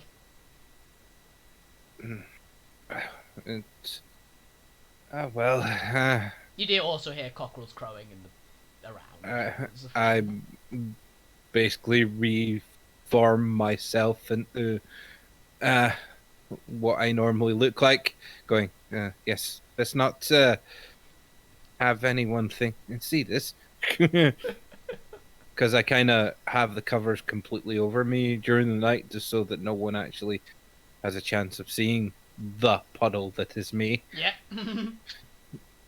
And reforming, obviously, it displaces the bed, and the reformed me comes out from underneath the covers. And okay, uh, look, have a quick scan of the room. Yep, so appears to be exactly the same. I won't make you roll another. Actually, you can roll another investigation check if you like. But It was more a quick oh, perception. you can make a perception check then. Yeah, sure, I'm fine with it. 13. Yep, nothing appears to have changed in the room. Apart from it is now lighter. Make my way to the door and unlock it. Mhm. And I'll sort of look and see if the door for the adventurer is open yet, or only if he look down to see if he's out and about already. You see him already, like, at a table, like, having some bacon eggs. Okay, I'll sort of so And a big mug would of I coffee. be And a big mug would of I coffee. would I be able to see the barmaid from as I'm coming down the stair? You see a different barmaid. That Yeah. one, that one isn't there at the moment. This one's just a different person, essentially. Uh, Similar garb, but I'll just sort of gesture over, give her a sort of wave and say, could I get, it's a shadow elf. I booked the room up and say the room number. Could I get my, uh, is it delivered to me, or do I come over to get the food when it's ready? oh yes, certainly. We'll start cooking it now, sir. He seems Thank a bit you. more polite and less like stony faced than the one yesterday. I'll be over there if Yes, you need me. yes, it's fine. Don't worry. How would you like your eggs? Uh, Ronnie. Gotcha. And she trots off to what you assume is the kitchen in the back. You can smell bacon coming out of there. So Mm. your adventurer friend like nods over to you. His axe is like propped up against the table, and he's got a mug of coffee that's like a small barrel, and he looks mostly awake, maybe a little bit hungover, but not badly. Good Hey. morning. Morning. I'm sorry, in the rush and all the sort of panic, I didn't get your name last night. Oh, it's fine. The name's Call. Ah, I am known as the Shadow Elf. I'm a trader, a merchant by trade. Yes, I've heard of you. You're the Shadow Man, aren't you? Yes. I'm glad to see my reputation's even reached yourself. Yeah, there's a few. I don't usually come to Edru, but I normally stay up in Drawdor of an adventure for many years, and an interesting elf who appears to be made out of darkness. It kind of goes around a little bit. I give him a sort of wink with the red eye. I'll just for show, you know. I'm not one to ask questions. Whatever you see, he gives you a bit of a smile. Yes, Each business is their own, particularly if you've got money. yes. I'm hoping to make a bit more coin before I move on here, and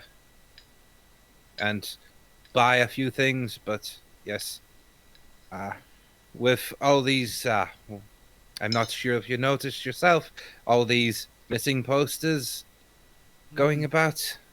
They've got me a little on edge. Yeah, he actually looks a little bit more like thoughtful of that. He's like, yeah, It's one of the reasons why I'm around here, actually. There was a couple of friends of mine who were supposed to be doing a job to bring people from, basically just to bring people around. The classic escort jobs.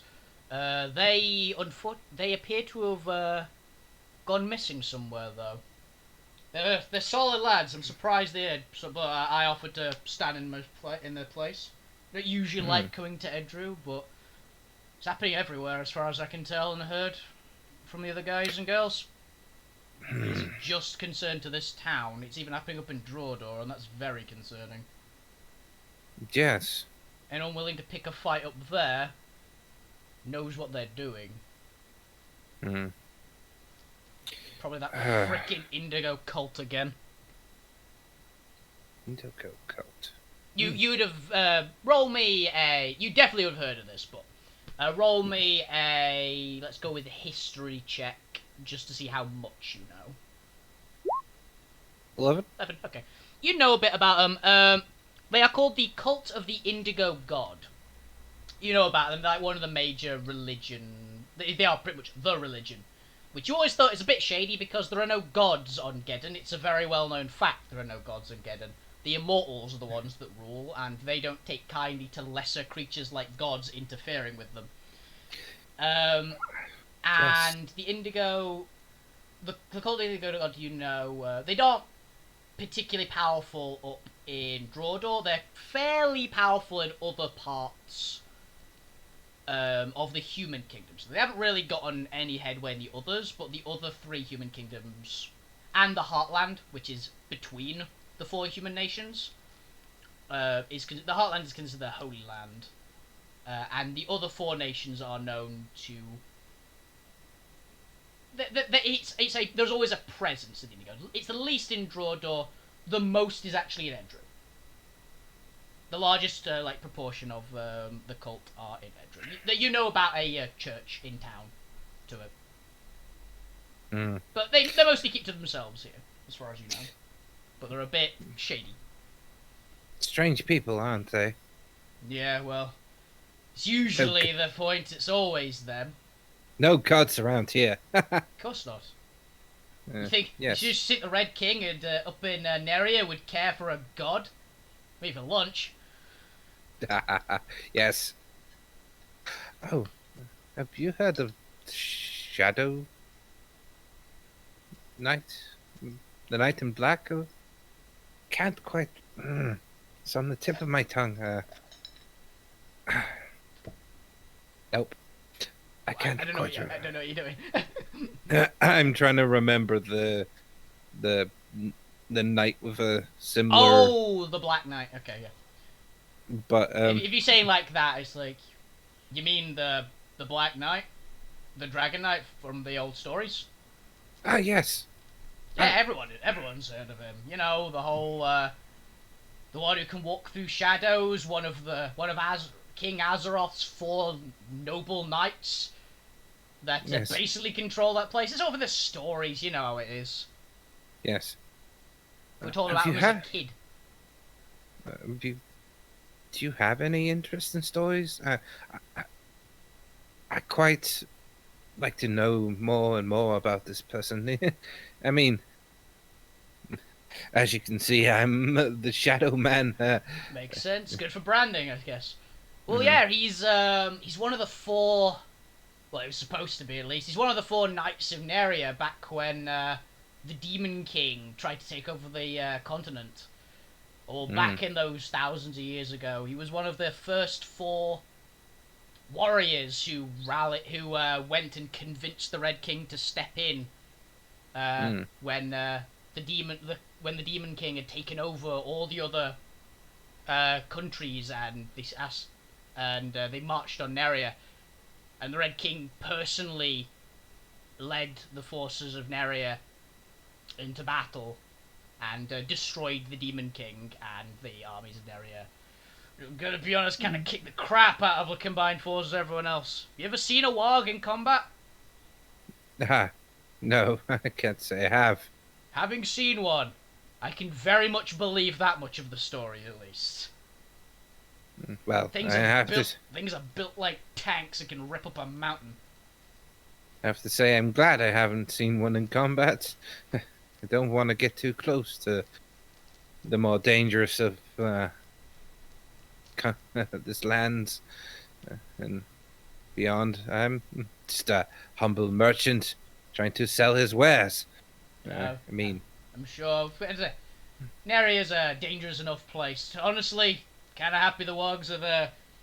Get the feeling that if they weren't there, we adventurers would have a much harder time, and don't think it'd be quite as easy a profession as catching the occasional nasty monster. You get the feeling that they hold back some far worse things up there.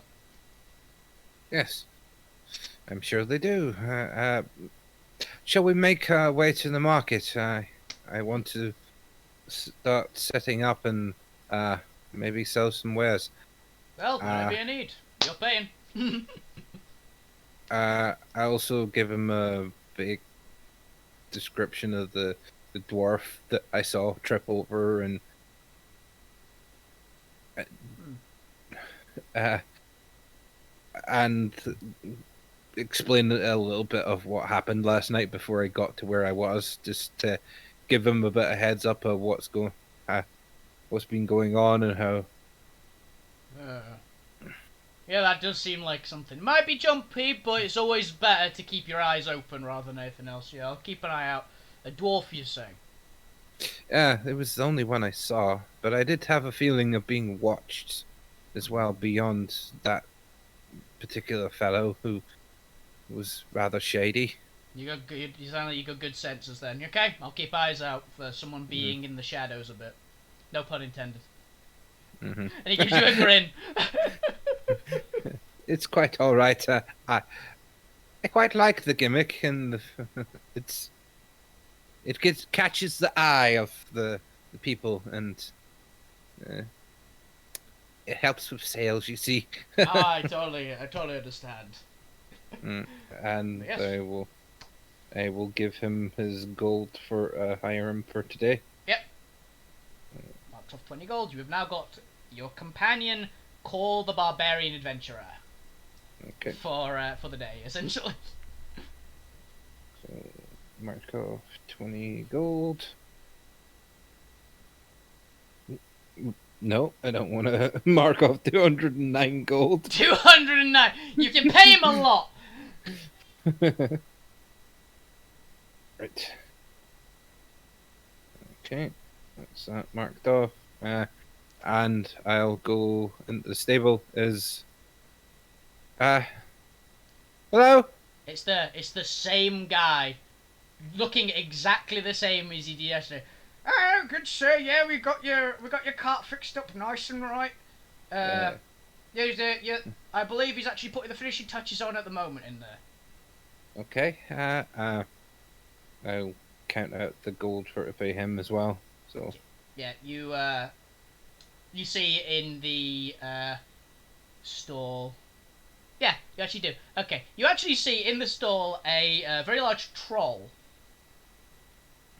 In the room, like he's holding the cart off the ground with one hand and is fitting the last bits of the cartwheel on with his other one. Oh my! Hello. Ah, hello, sir. That sort of wasn't too bad a job. It looked a lot worse than it actually was. I'm afraid I can't buff out the side bit here, but it shouldn't actually hamper at all if you want to go for today. Yes, I'm not too worried about that kind of ends up underneath. If it's like one of the side panels for when it folds down, it's kind of gonna be obscured anyway. Pretty much is, yeah. It took a bit of a nasty scrape. It took a bit of paintwork off, and it's slightly buckled inwards, but it's not too bad. The wheel took the brunt of it, essentially. I will touch that up myself at some point, I'm sure. Yeah, fair enough. But yes, that will be 30 gold, my friend. As he stands up, you notice he's a good 12 feet tall. He towers even over your adventurer, buddy. And he fills up the entire breadth of the corridor. He's a real big guy. And you see at his belt, is a very large spiked mace and a very large, like, for most people it would be a two-handed grey axe. For him, it's like a normal battle axe at his waist. And he's got tools on the rest of his belt.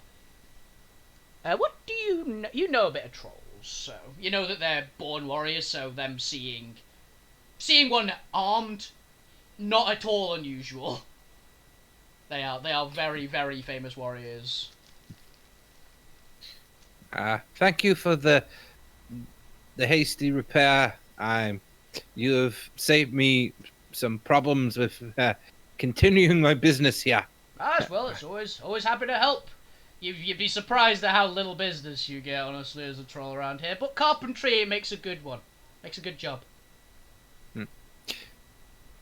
What is your name of your shop? I may well pop back at some point, especially if you've got some decent wares that you are struggling to sell yourself.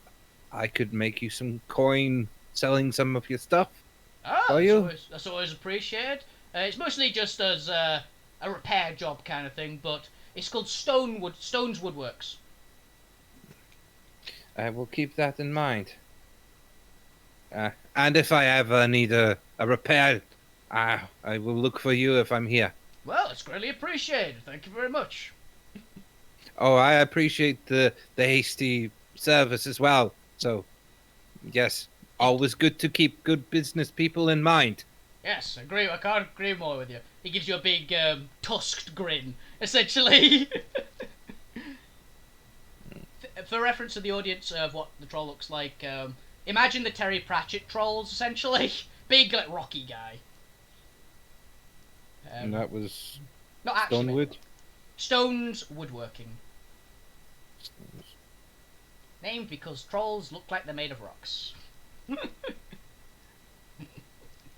And only imaginative when it comes to combat.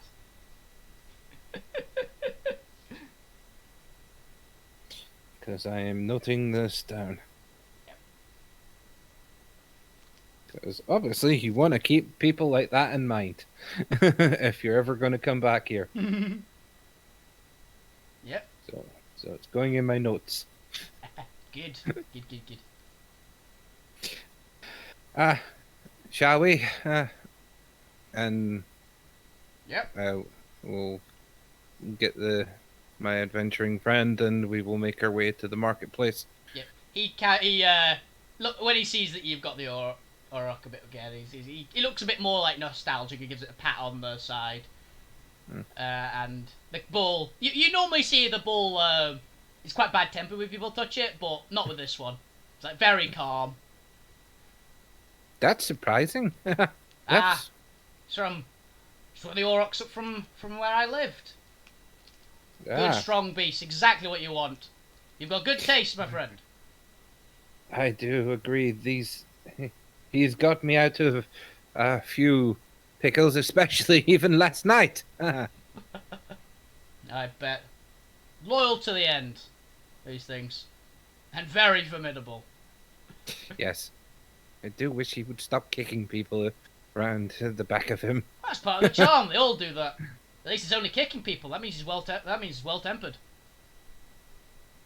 That's good to know. Yeah, if he wasn't kicking him, he'd be goring them, and that's the problem. Oh, I am definitely glad of that one. Would you like a lift down there, or do you have your own transportation? Oh no, I'll be fine. I can keep up easily, and I get cart sick. That's why I normally stay up and draw a door, but the pay for this one was too good. Fair enough. Also, a couple of friends had to bail out for some reason, so I want to find out at least. Yes, I could quite like to find out what's happening here too. I mean, one of the finest silk sales girls here would cave your head in with a nice bar stool. Got taken away as well. That's rather worrying. Annie, by chance? Yes. He doesn't even look up. You've heard of her? Yeah, she used to be from my town. when we were younger.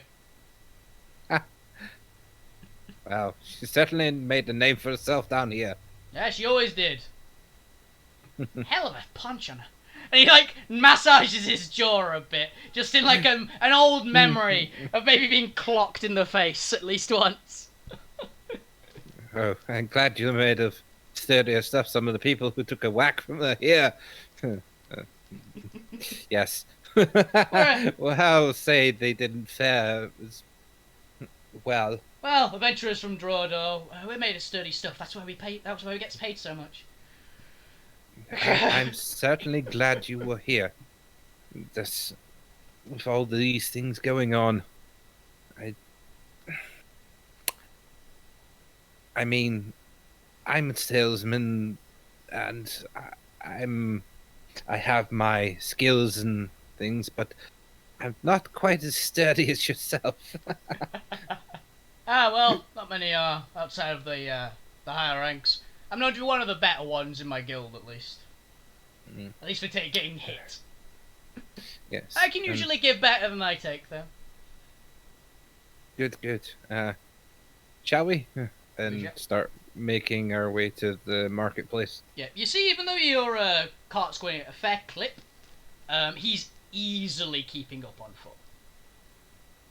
Like, he's not even, like, he's in, like, normal strides, are keeping up with your cart that's probably going faster than you would normally be able to walk, essentially. So he's got some good moving, even when he's not, like, he doesn't seem to be in a rush at all. So. I'm gonna make general chit chat with him on the way there. Yeah, he'll generally chit chat with you back as well. Yeah. Any good stories from your trips down here? Oh well, as I said, I don't usually come down here, but I've got some good ones from up back home. I'd quite like to hear some of more up in there, more up in Drodo. Yeah.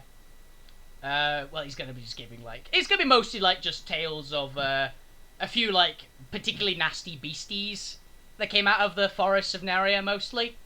It's nothing too crazy ones, but there's some like there was like a Hydra, a couple of other monsters that are like particularly gribbly.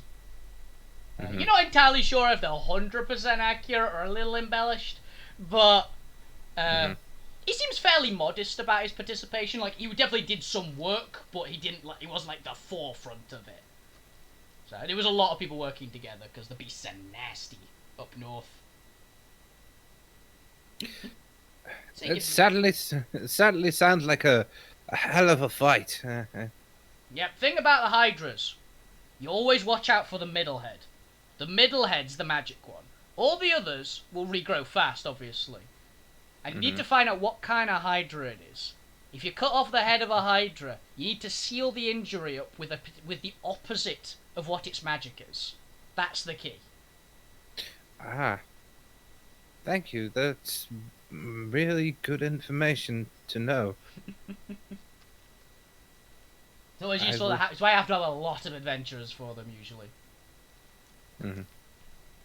Yes. Have you ever seen a shadow Hydra? Well, I have seen a light Hydra. So that's pretty close, because shadow magic's just light magic, isn't it? Just a bit of a different type. Yes. Yeah, I've seen one of those. What was it? I'm actually going to look up my chart. What is the opposite of light magic again? Because in this world there are 8 types of magic, and each one has its technical opposite. As you know, like your character, this is like a fairly well-known thing. If your characters looked in any books on magic, which by the fact that you're a sorcerer, yes, you definitely would have. Yes, the sorcerer is to solve. I mean, he doesn't know you're a sorcerer, but he'll basically be explaining this to you as if you didn't know this, because you're a merchant, it might not be well known. Where the fuck is it?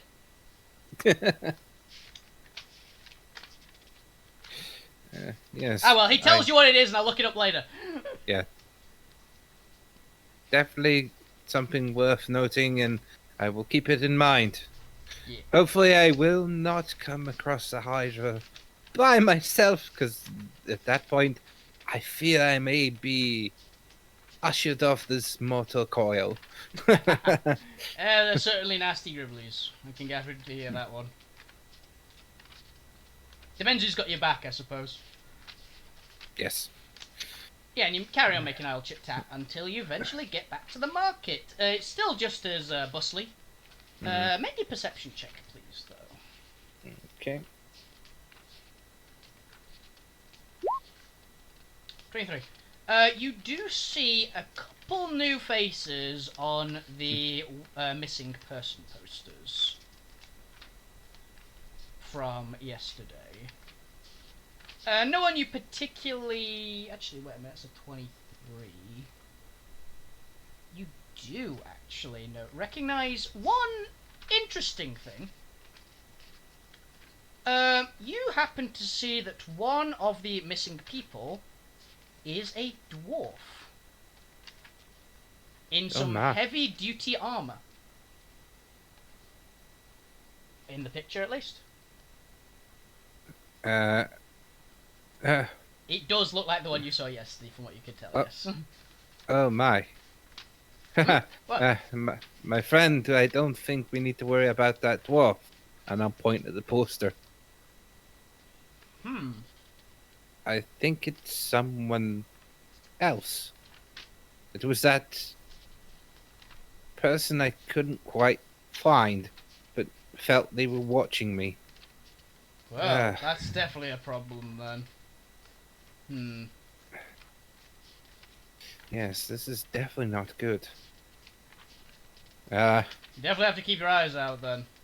And I'll do my best to mine as well. You stay on it. I'll be wandering around the marketplace, keeping eyes out. Yes. Shout if you need assistance. Well, actually, make something obvious so if you need assistance. I'll try and keep you in eyesight as much as possible, but... Oh, if if something goes untowards, I'll basically do a cantrip and I have conjure flame. And I make a small fire. Gotcha. In my hand. Understood. I will put this pretty high in the air. If you see that, and yeah, come running. Gotcha. Yes. Well, have a good day of business. And he wanders a bit away and starts patrolling the area, kind of looking. He's looking inconspicuous, but definitely is keeping eyes around essentially. You obviously have another little crowd gathering. They've spotted your cart coming up, and they're just come over again because they know you've got some good stuff to sell. My friends, I'm back again. Oh, and I have a few other things of my wares. For maybe a few of you's more distinguished people who are busy on the go and haven't got yourself quite that dress or that dapper suit ready for that party you have been invited to. You see one young woman in the crowd elbow a young man in the ribs, and he looks a bit guilty. Or if you, even if you want to bring up your natural colors or new colors in your hair or some of your fine clothes, or even to touch up my wares of the spectacular dark clothing wear that I can conjure for you. I will say that for the reasonable price and the quickness of the suit or dress, it will, if you use the color magic along with it, it will be all one color. I haven't quite perfected multiple colorings for these particular items yet. Okay. But then, you're definitely getting some interest from the crowd. And as always, I have a few more of those skates for those toddlers and young ones. And even if you want to have a nice skating with your loved one, You see the same woman elbow the same young man in the ribs, and he's starting to look a bit haunted. There is some definitely good prices for those who are willing to buy it in bulk, even. And I make that sort of gesture toward and that sort of statement in his sort of direction. And he looks up at you very gratefully. Yeah. So make me. I'm gonna say make me another 3 perception checks. That first one, I'm gonna go with +10 in advantage, because it's that guy specifically. So advantage on the first perception. Advantage and +10 on persuasion. Yes. On persuasion. Okay. Yeah, this is you making money again. 32 with the +10. Okay. You're getting a lot of money today. And do you want more persuasion checks? Yeah. 2 more. These ones Okay. are normal. These ones are normal ones. 1, 2. Okay. Yeah, you get quite a few people coming up still. There's less kids this time. It's only like a school day, essentially. So there's not as many kids. There's a couple kids, but there's not too many. And mostly it's like a bit of adults and stuff, but you still get a good bit of money from them. And that one guy, under the very happily smiling face of his assumed girlfriend / betrothed / wife, buys a absolute ton of more or less everything. So overall you end up making, despite the lower numbers and other things, 350 gold. Okay. Largely due to that one guy. He's quite well dressed. Like they're both quite well dressed, so you'd assume like they look like quite young, like fairly well off people essentially. So. And you, my good sir, enjoy your wares, and I hope that you have a lovely time on the ice skating when the weather is right for it. I'm sure we will. Thanks very much for the bargain, for the discount, my friend. Not a problem, not a problem. So that was 350. Okay. And Okay, and now by the end of this, it's once again, it's a little later this time. I'll go, it's about 9. would I have seen the farm? Oh yes, you would have. A man, a little bit older, like I'd say mid to late 40s, comes up to you and goes, Hey there, buddy. I heard my lad talk to you. Are you the one who was interested in purchasing some more vegetables? Yes. I will be traveling up and down the country, and I'm looking for some extra wares to sell besides my own potions and things. I'm always keen to help out some local people as well. Well, You know. always good to hear it. Happy yourself, do you? Honestly, we've got some good cropping this year. It'll be on the pricey side, but it'll definitely worth it, and I'm sure you can make it back more. So. Not a problem, sir. So he hands you over a big list of just multiple types of vegetables, and like a few of them have a bit underlined of these are the particularly good ones. There's 4. There's a list of 12, but there's 4 underlined ones, which are like these are the particularly good ones. Each one will normally to get a. I'll basically go to get a sellable amount. It'll be 10 for each one of the normal ones, and 15 for any of the underlined ones, but the underlined ones are likely to sell better. Yes, I will make sure that. Can you give me some directions where your farm is so I can swing by and pick this stuff up on the way out? Or Oh sure. There's some. He basically gives you the directions over to a farm. It's by the other gate that you didn't really go into, the other side of the town, but that kind of area. I will look over the list and I will get. I will come by and buy from you once I've figured out what I want to buy. Thank you But very much. yeah, I essentially want to leave that till more when I'm leaving, Yeah. and I will pick up some. It's also to give the GM some time to figure out what he's putting on the list. Yep, pretty much. Thank you very much. Yeah, he goes, pleasure doing business with you. Come round when you can. And I will indeed, Missa. he leaves the list with you and wanders off. Make me a perception check. Okay. Okay. You don't notice anything.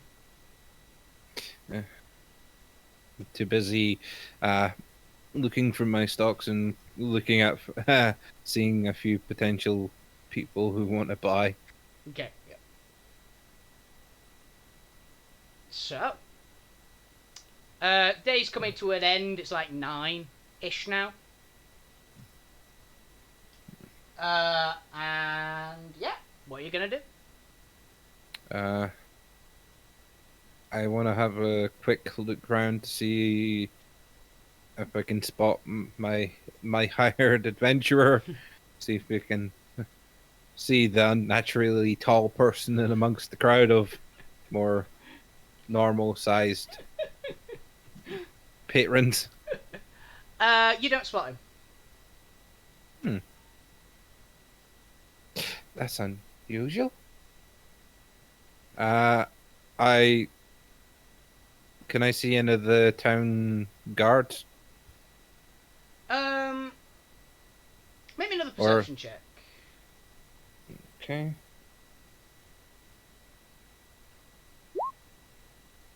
Okay, you actually don't spot any guards, but you do hear something. A little ways off, like in the blind spot from your cart, so you can't really see it, but you can definitely hear it. You hear a bit of a, like the sound of someone getting hit, and like a clang of metal. Oh. Can and I? You can't see any guards, and there's not pretty much no people around at the moment. Can I skirt round to that sort of side that I sort of vaguely know where it? Yeah, you can tell where the direction's coming from. Yeah, do you want to sneak or do you want to just be obvious?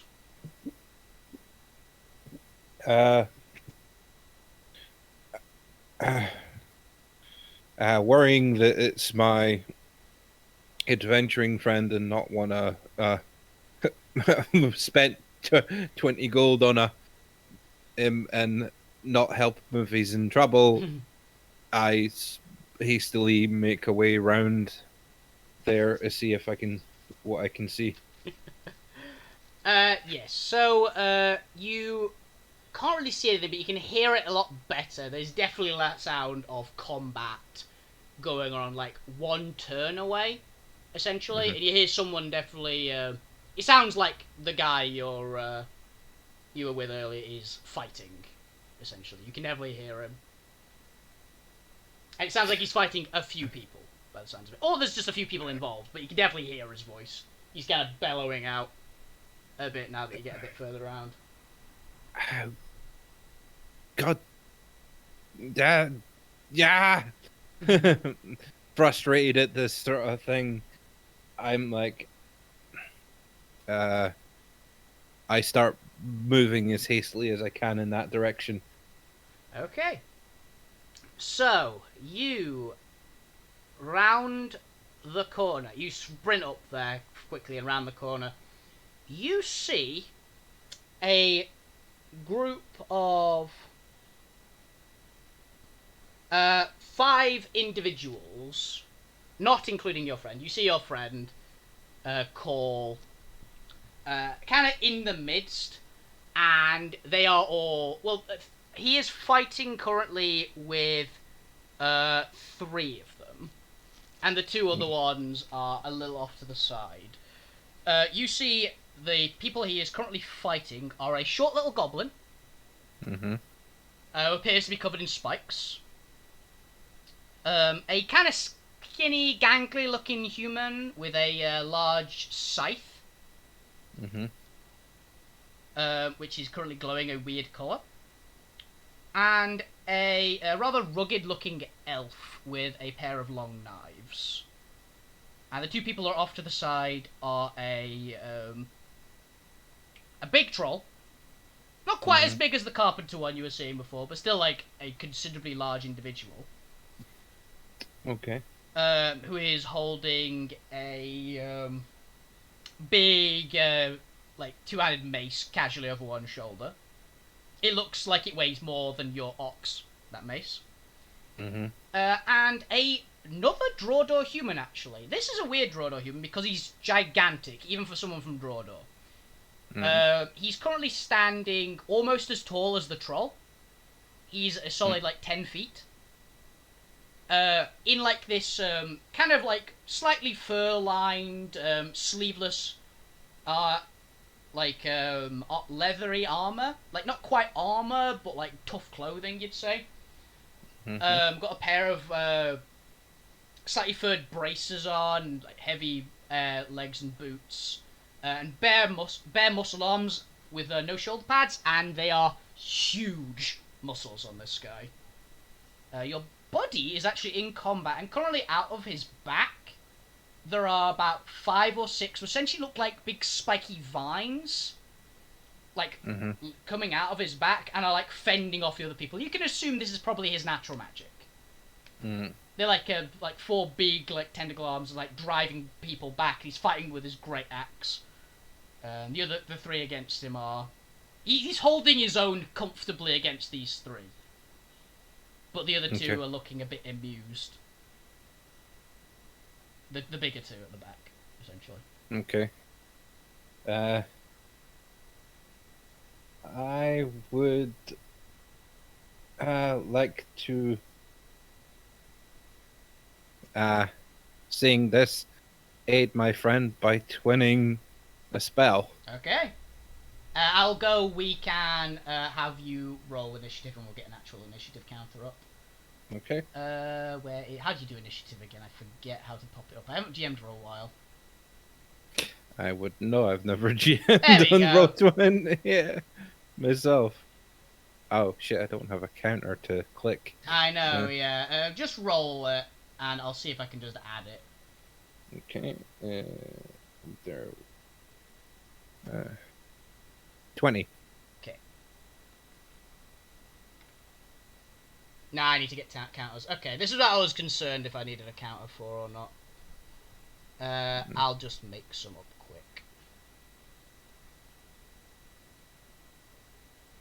quick. There you go. There's my counter for now. The blank.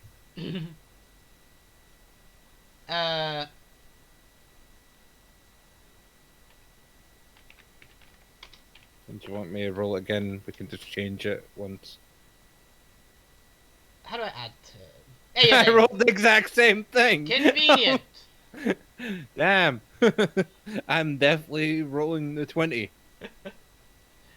Yeah, and I'll just roll using your initiative and I'll put the actual numbers in. Mm-hmm.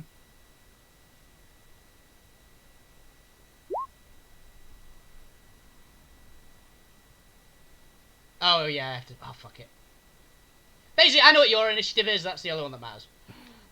I'll get to this in the future, guys, don't worry. I was wondering if I could do it without counters, but it doesn't seem we can. We have to at least get the counters. So... Actually, fuck it, I will make something up. Give me a moment. Okay. This is going to be easier. Because we need initiative for my friend as well. Yeah. You know what, actually? This is the spare character sheet. So I'll just have a bunch. I'll just make a couple more.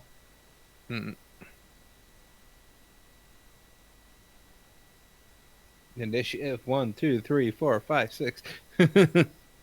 No, they are a team. I do monsters in if there's more than I do them in one like or two. control groups essentially. I will name these.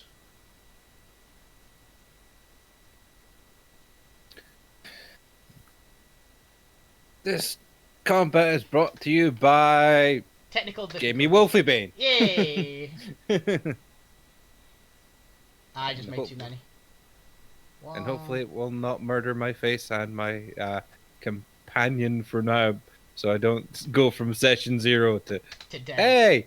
hey, hey guys, I'm rolling a new character. That would be unfortunate if on session 0 you died. I have had someone die before on session 0. I'm slightly worried if Dordor people are getting their asses kicked by these guys.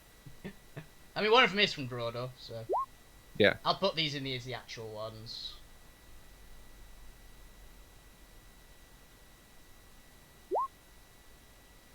That is apparently the same... Oh, god damn it. It's apparently the same counter.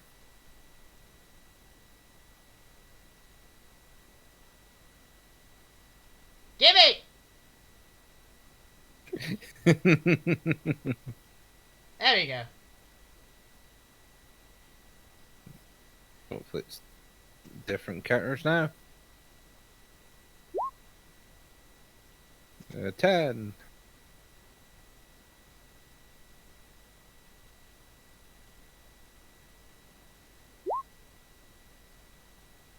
A 12. They're gonna have different initiatives, potentially. Mm.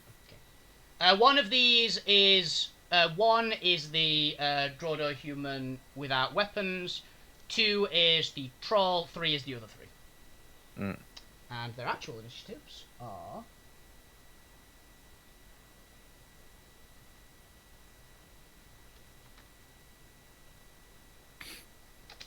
Oh god, I've also realised I've got to have one for you. Actually, no. All the troll and the other guys will all be on 2. That'll be your friend, will be 3. Mm. Group initiative. Ooh, not too bad.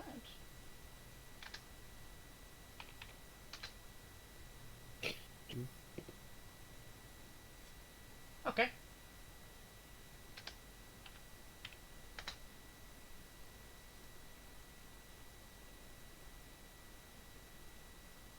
Oh, that's the wrong way. I put it in in ascending instead of descending. Okay. Holy shit. There was me thinking I'd done pretty well. You did do pretty well. Unfortunately, remember one of the things I said about this world?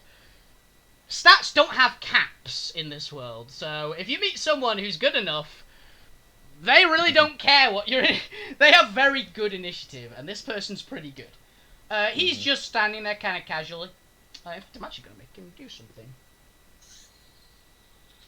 Make me a stealth check, please. Okay. Okay, he spots you. Yeah. So he just looks over towards you, nods his head to the troll next to him, and just points at you.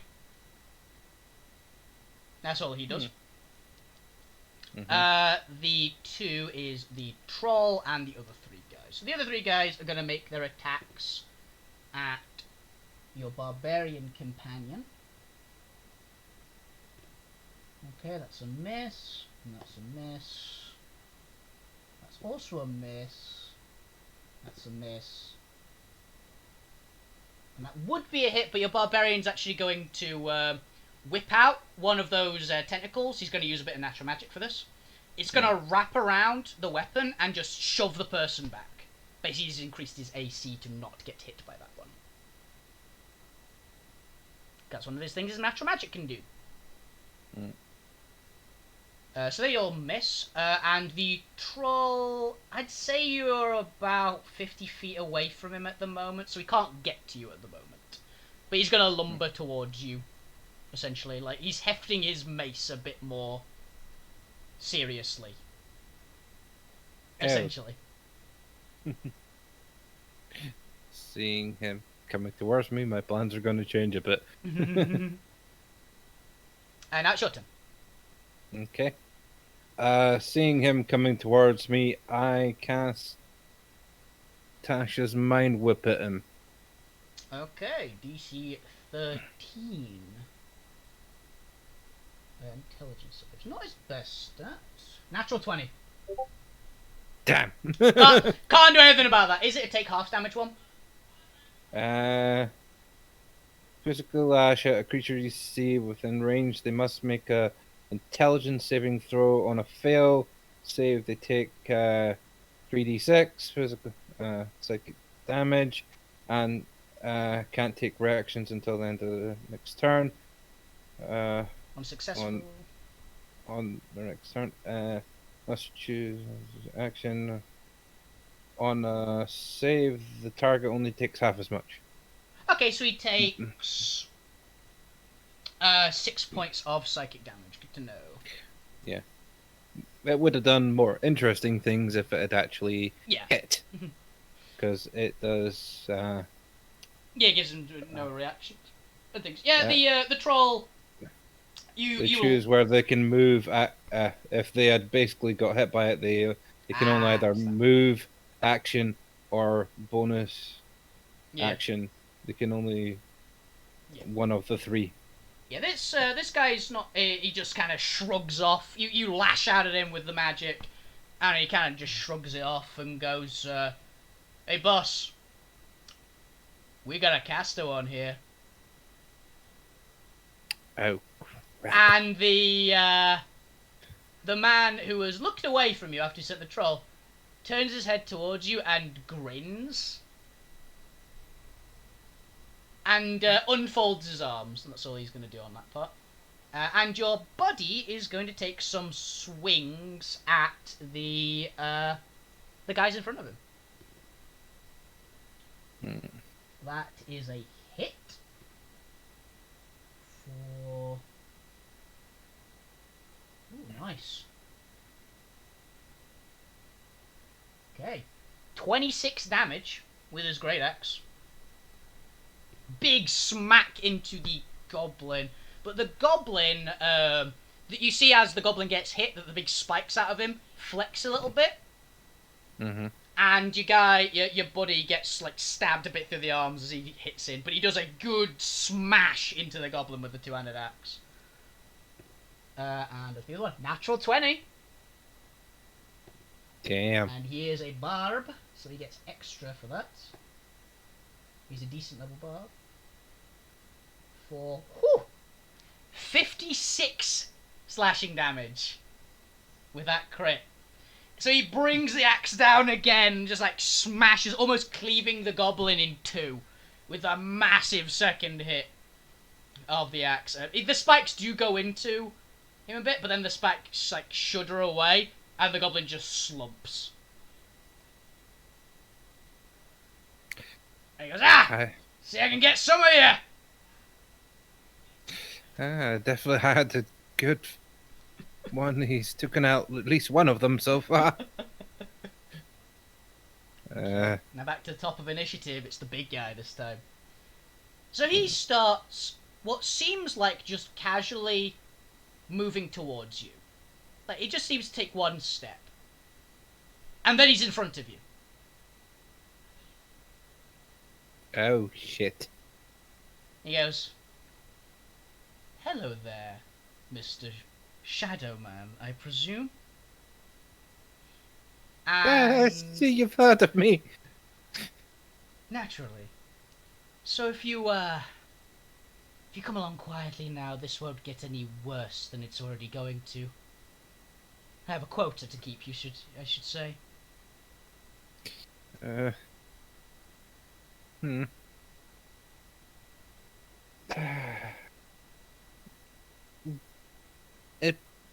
Will it mean you won't hurt my friend over there as well? Well, he can be in the quota as well, is the whole point. But he is apparently resisting a little bit, so I'll at least have to do something. Don't worry, I'm not going to kill either of you. That's someone else's job.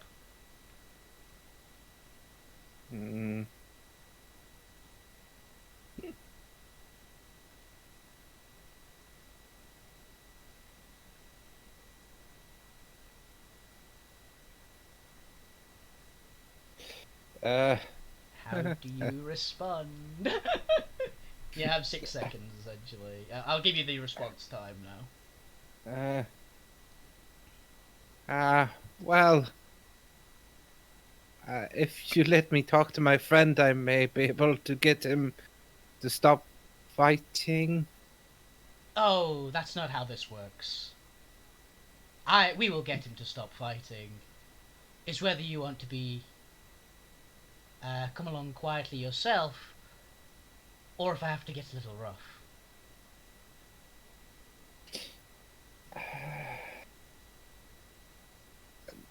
I would rather not end up dead. I am a merchant by trade. Maybe I can interest you in some wares. Unfortunately, I have. You have nothing to offer me that I can't just take from you or take you with me. I'm getting paid an awful lot for this job. And hearing that, can I say, how much are we talking here? A lot more than you are capable of paying, my friend. You could be the wealthiest merchant in the world, and it'd still be a lot more than you can pay. I will offer no resistance for now. Glad to hear what? it. From what he can see. Cobalt, grab him. And the troll walks over and picks you up in one hand. Essentially, are you going to resist the grapple? Because it basically is a grapple. Nope. Cool. He literally just picks you up in one hand off the ground, and then turns to look at the remaining fight as the two remaining guys looking a little bit more concerned now that one of their friends was just cut nearly in two. They're still going to start swinging. Keep swinging at him, though. You see the one with the scythe. It briefly goes ethereal, it appears. He swings it down. It appears to go, like, ethereal until it goes past his guard. He's going to use a particular ability of his natural magic. Natural one. Never mind. He's not. He misses, still. As I'm hefted up, can I say, my friend, I would say stop fighting. Ha! We're a bit outnumbered. Ha! I've been outnumbered before. It's kind of the point. But I don't go down without a fight. Particularly not to these bastards. I know that one. It indicates over at the big guy. The other draw door fella.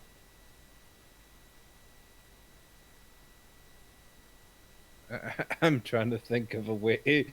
In my head, I'm thinking of, but if we go with them, we can find out where the hell they're taking your friends. But I'm trying to think. You may find where they've been taking your friends. If he's the one taking them, it's not gonna be pretty wherever it is. But even if I do go with them, I want to test how good I am against a legendary adventurer. Oh shit. You hear just a chuckle from the big guy.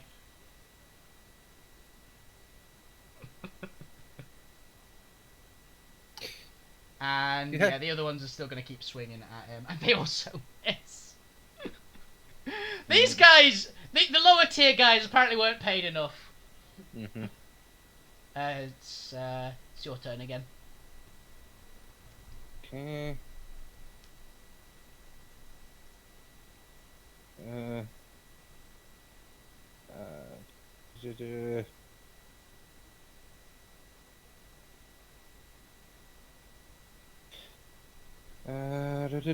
I am going to expend a sorcery point and use subtle spell. Okay. You can cast a spell and expend one sorcery point and cast a spell without any somatic or verbal components. I'm basically going to try and cast something at. I haven't quite figured out what I was going to cast. You know you're going to cast something, you haven't figured out who, at, or what it is yet. But you're going to cast it. Don't forget you can also use your natural magic for things. I'm going to cast subtle spell and use Tasha's mind whip on one of the people fighting my ally. Okay. So Another they need 13. to make These a guys suck. They got a natural one. Okay. Which one? Would it be the human or the elf? seeing one of my elfin brothers fighting with someone I've just hired. I get a little miffed at that and just subtle spell at them.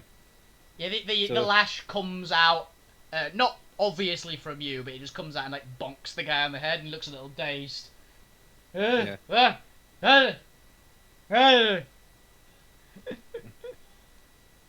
And you get a side-on glance from the other human, who hasn't been named yet, but is apparently a legendary adventurer. Mhm. Goes, I thought you said you weren't going to resist. Don't know what you're talking about. He gives you a, really? Look. I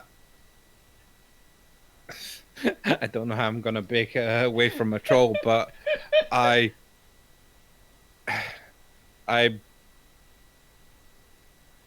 oh yeah, I know how I'm gonna break away from a troll.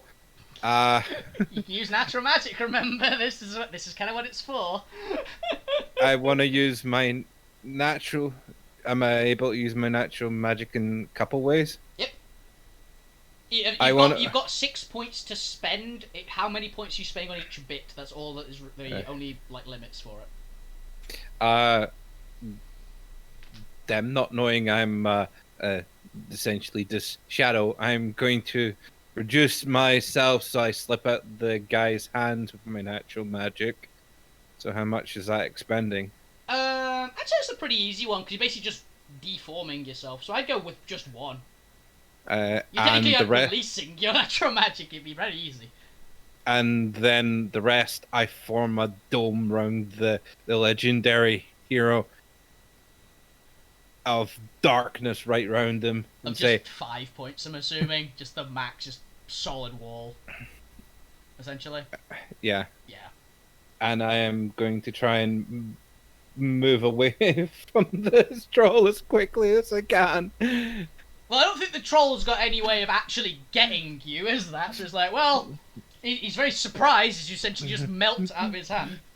And then a huge dome of dark just like completely compresses around the legendary adventurer. I'd run, my friend! He hears from the puddle. What the? And I'm Well, gonna that's not the starting day, but it's not a terrible idea. I'm using all the 30 feet of movement and move as far away from the troll as I can. See, your buddy is going to like smash at one of them, and start. He's going to smash at the human with a scythe, just to push him back, not to actually do any damage, and then starts like rushing after you and goes, "What the hell?" I'll explain later. Obviously, the other guy doesn't have any reactions and can only either move, bonus action or action, for as long as I'm concentrating on Tasha's mind whip.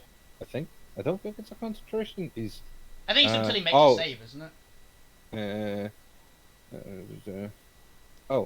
Next turn. Oh, it's just one turn. Fair enough. He took a good bit of damage from it though, and things. So. Yeah. Okay, it is the legendary adventurer's turn again. So he's gonna go. Seems I have to do everything myself. And you hear an explosion from behind you, and as you kind of like am perceiving in general, you see one of his fists has smashed straight through the wall of darkness. And you see, if you look at his fist's got a kind of a silvery quality. Actually, not silvery. It's like a bluey, blacky quality. And very metallic looking. And that's the one punch, and it's just opened a huge hole in the shadow, and he just starts calmly. It looks like he's just once again stepping calmly towards you, and he's now in front of the pair of you. Oh shit! And what he's gonna do, he is going to pick up your buddy in one hand. I'd say this would be a contested athletics check, but he can't possibly pass unless it's a natural one. Yeah, he automatically grapples him, picks him up in one hand by the throat, and just brings him down onto the cobbled ground with a crack. And there's a crater and just splintering rock underneath. Like, there's a good foot deep crater as your friend has just been smashed unconscious into the stone flooring. Oh shit! Well, that wasn't too bad. And well, it appears you're entirely made of shadow. That's a bit of fun, isn't it? Luckily we came prepared for something like that. And out of his pack, because yes, he's still got enough turns to do more shit. He's going to pull out a little flask made of some sort of weird crystally glass. Make me an Arcana check, if you want. Okay. Okay, that's 18. pretty good. That's pretty good. Looking at it, you kind of recognise at least the base design for it. It is a file designed to contain magic, essentially. It is known to... It's the kind of thing you normally use to capture, like, a genie or something like that. He twists it upside down and just quickly places it with the opening on top of your shadow. Make me a strength save at disadvantage. Okay, strength save at disadvantage. It's not gonna go well. No, 14 does not pass, unfortunately. You are sucked up into the bottle. I don't think even 19 would have probably saved me. It was closer. It was actually pretty close, 19, but 14 doesn't make it. He goes, well, I guess that's that then. You can hear and see everything outside of this, by the way. You're just in this bottle, you're trapped, you can't move. Essentially, you can't reform yourself or anything like that at the moment. What the bloody hell? Unfortunate, isn't it? Well, I guess now that we've used this, we should be heading back. Shame to keep a client waiting. You don't mind if we take your cart, do you? It's much easier that way. Yes. You can't respond. You're thinking, yes. I'm thinking yes, because I'm like, I'd rather have my stuff nearby. Yeah, well, he goes, go fetch the others and clean up this mess. He just gestures to the troll. The boss will definitely want these ones. I'm sure the tests will go splendidly with them. The orb that is essentially my focus and one of my eyes is just kind of floating towards the side of the glass and looking intently at him. Don't worry. You're so paranoid all the time. This will just be a nice, quick, long trip of the rest of your life. You ever been to Netris? It's a lovely place. And that is where we'll end the session 0 for today. I hope you enjoyed that. Damn! The thing that the Shadow Elf has tried to avoid as much as is humanly possible has happened to him. He's been trapped within a magical device. Yes, he has. And now people have an idea what the Shadow Elf is.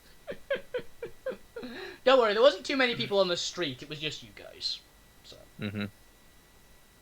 Oh, and you have officially met for the first time. He hasn't said his name, but you have officially met a legendary class adventurer who is a monk, if you're curious as to what he is. Yeah, he moved a little too fast for for Yeah, that to get guy's away. that guy's a bit of a beast. Not gonna lie. That guy is the contingency plan essentially for a lot of these things. He's the one who the person who's paying them all has put in charge for this particular area to deal with it. So he's very competent. The other guys are kind of mostly hired help, but Yeah, this one guy is very competent. so they're not too worried about losing the goblin. They're like kind of shady mercs, pretty much. You kind of got that impression from them. They weren't as professional. The troll seemed a bit more professional. Mm-hmm. The other three, not so much at all. I tried. You did try. You gave it a good effort. If it hadn't been a legendary adventurer there's a fair chance you guys could win. Because the other guy's a veteran adventurer. He was very capable of taking... Like, those three and the troll might have been a bit of a challenge for him. Mm-hmm. But he was pretty fine. The legendary adventurer just completely outclasses you guys, though. Yeah, I did disable one of them for at least a turn, so you could took advantage of that. But obviously, legendary adventurer is going to trump anything we can throw at them. Want to point out, by the way, that 41 initiative roll was very low. Damn. He's actually not a dex-based monk. He's a strength-based monk, but he's got a very, very high dex as well. So. Yeah. Legendary characters are fucking strong, essentially. So, yeah. You have the potential, and here's the thing. You don't lose any of your stuff you gained from this session. Mm-hmm. So you've still got all that gold you made, and everything like that. You've still got it all, because they're bringing the cart with you. So don't worry about changing anything like that. It is all still there. I may have been going, well, I'm definitely going to make sure that he has his cart. Essentially, it's like, I can't just nick that. That's going with you? Yeah. Yeah. So yes, you're going to Netris. You're going to the land of the demons down in the south side of the continent. Well, at least I'm not dead. You're not dead. You're in a bottle, but you're not dead. Because he's not dead yet. Yeah. So I hope you guys enjoyed this show. The next one of these Session Zeros will be next Wednesday, not tomorrow. Next week on Wednesday. I have my good buddy Jay playing as his character when he'll hopefully actually have a name. Mm-hmm. But yes, thank you everybody for watching. I hope to see you tomorrow. I'll be playing some more Heroes of the Storm. Thank you, Bob, for joining today. No problem. It was great fun. It was awesome role-playing with you. And I will see you guys tomorrow. Have a fantastic evening. Every single one of you keep playing games. Keep it awesome. You guys are the best streamers on Twitch. I'll see you around. Don't forget to subscribe and follow if you can. And don't forget to tune in for more D&D. See you guys. Good night. Bye.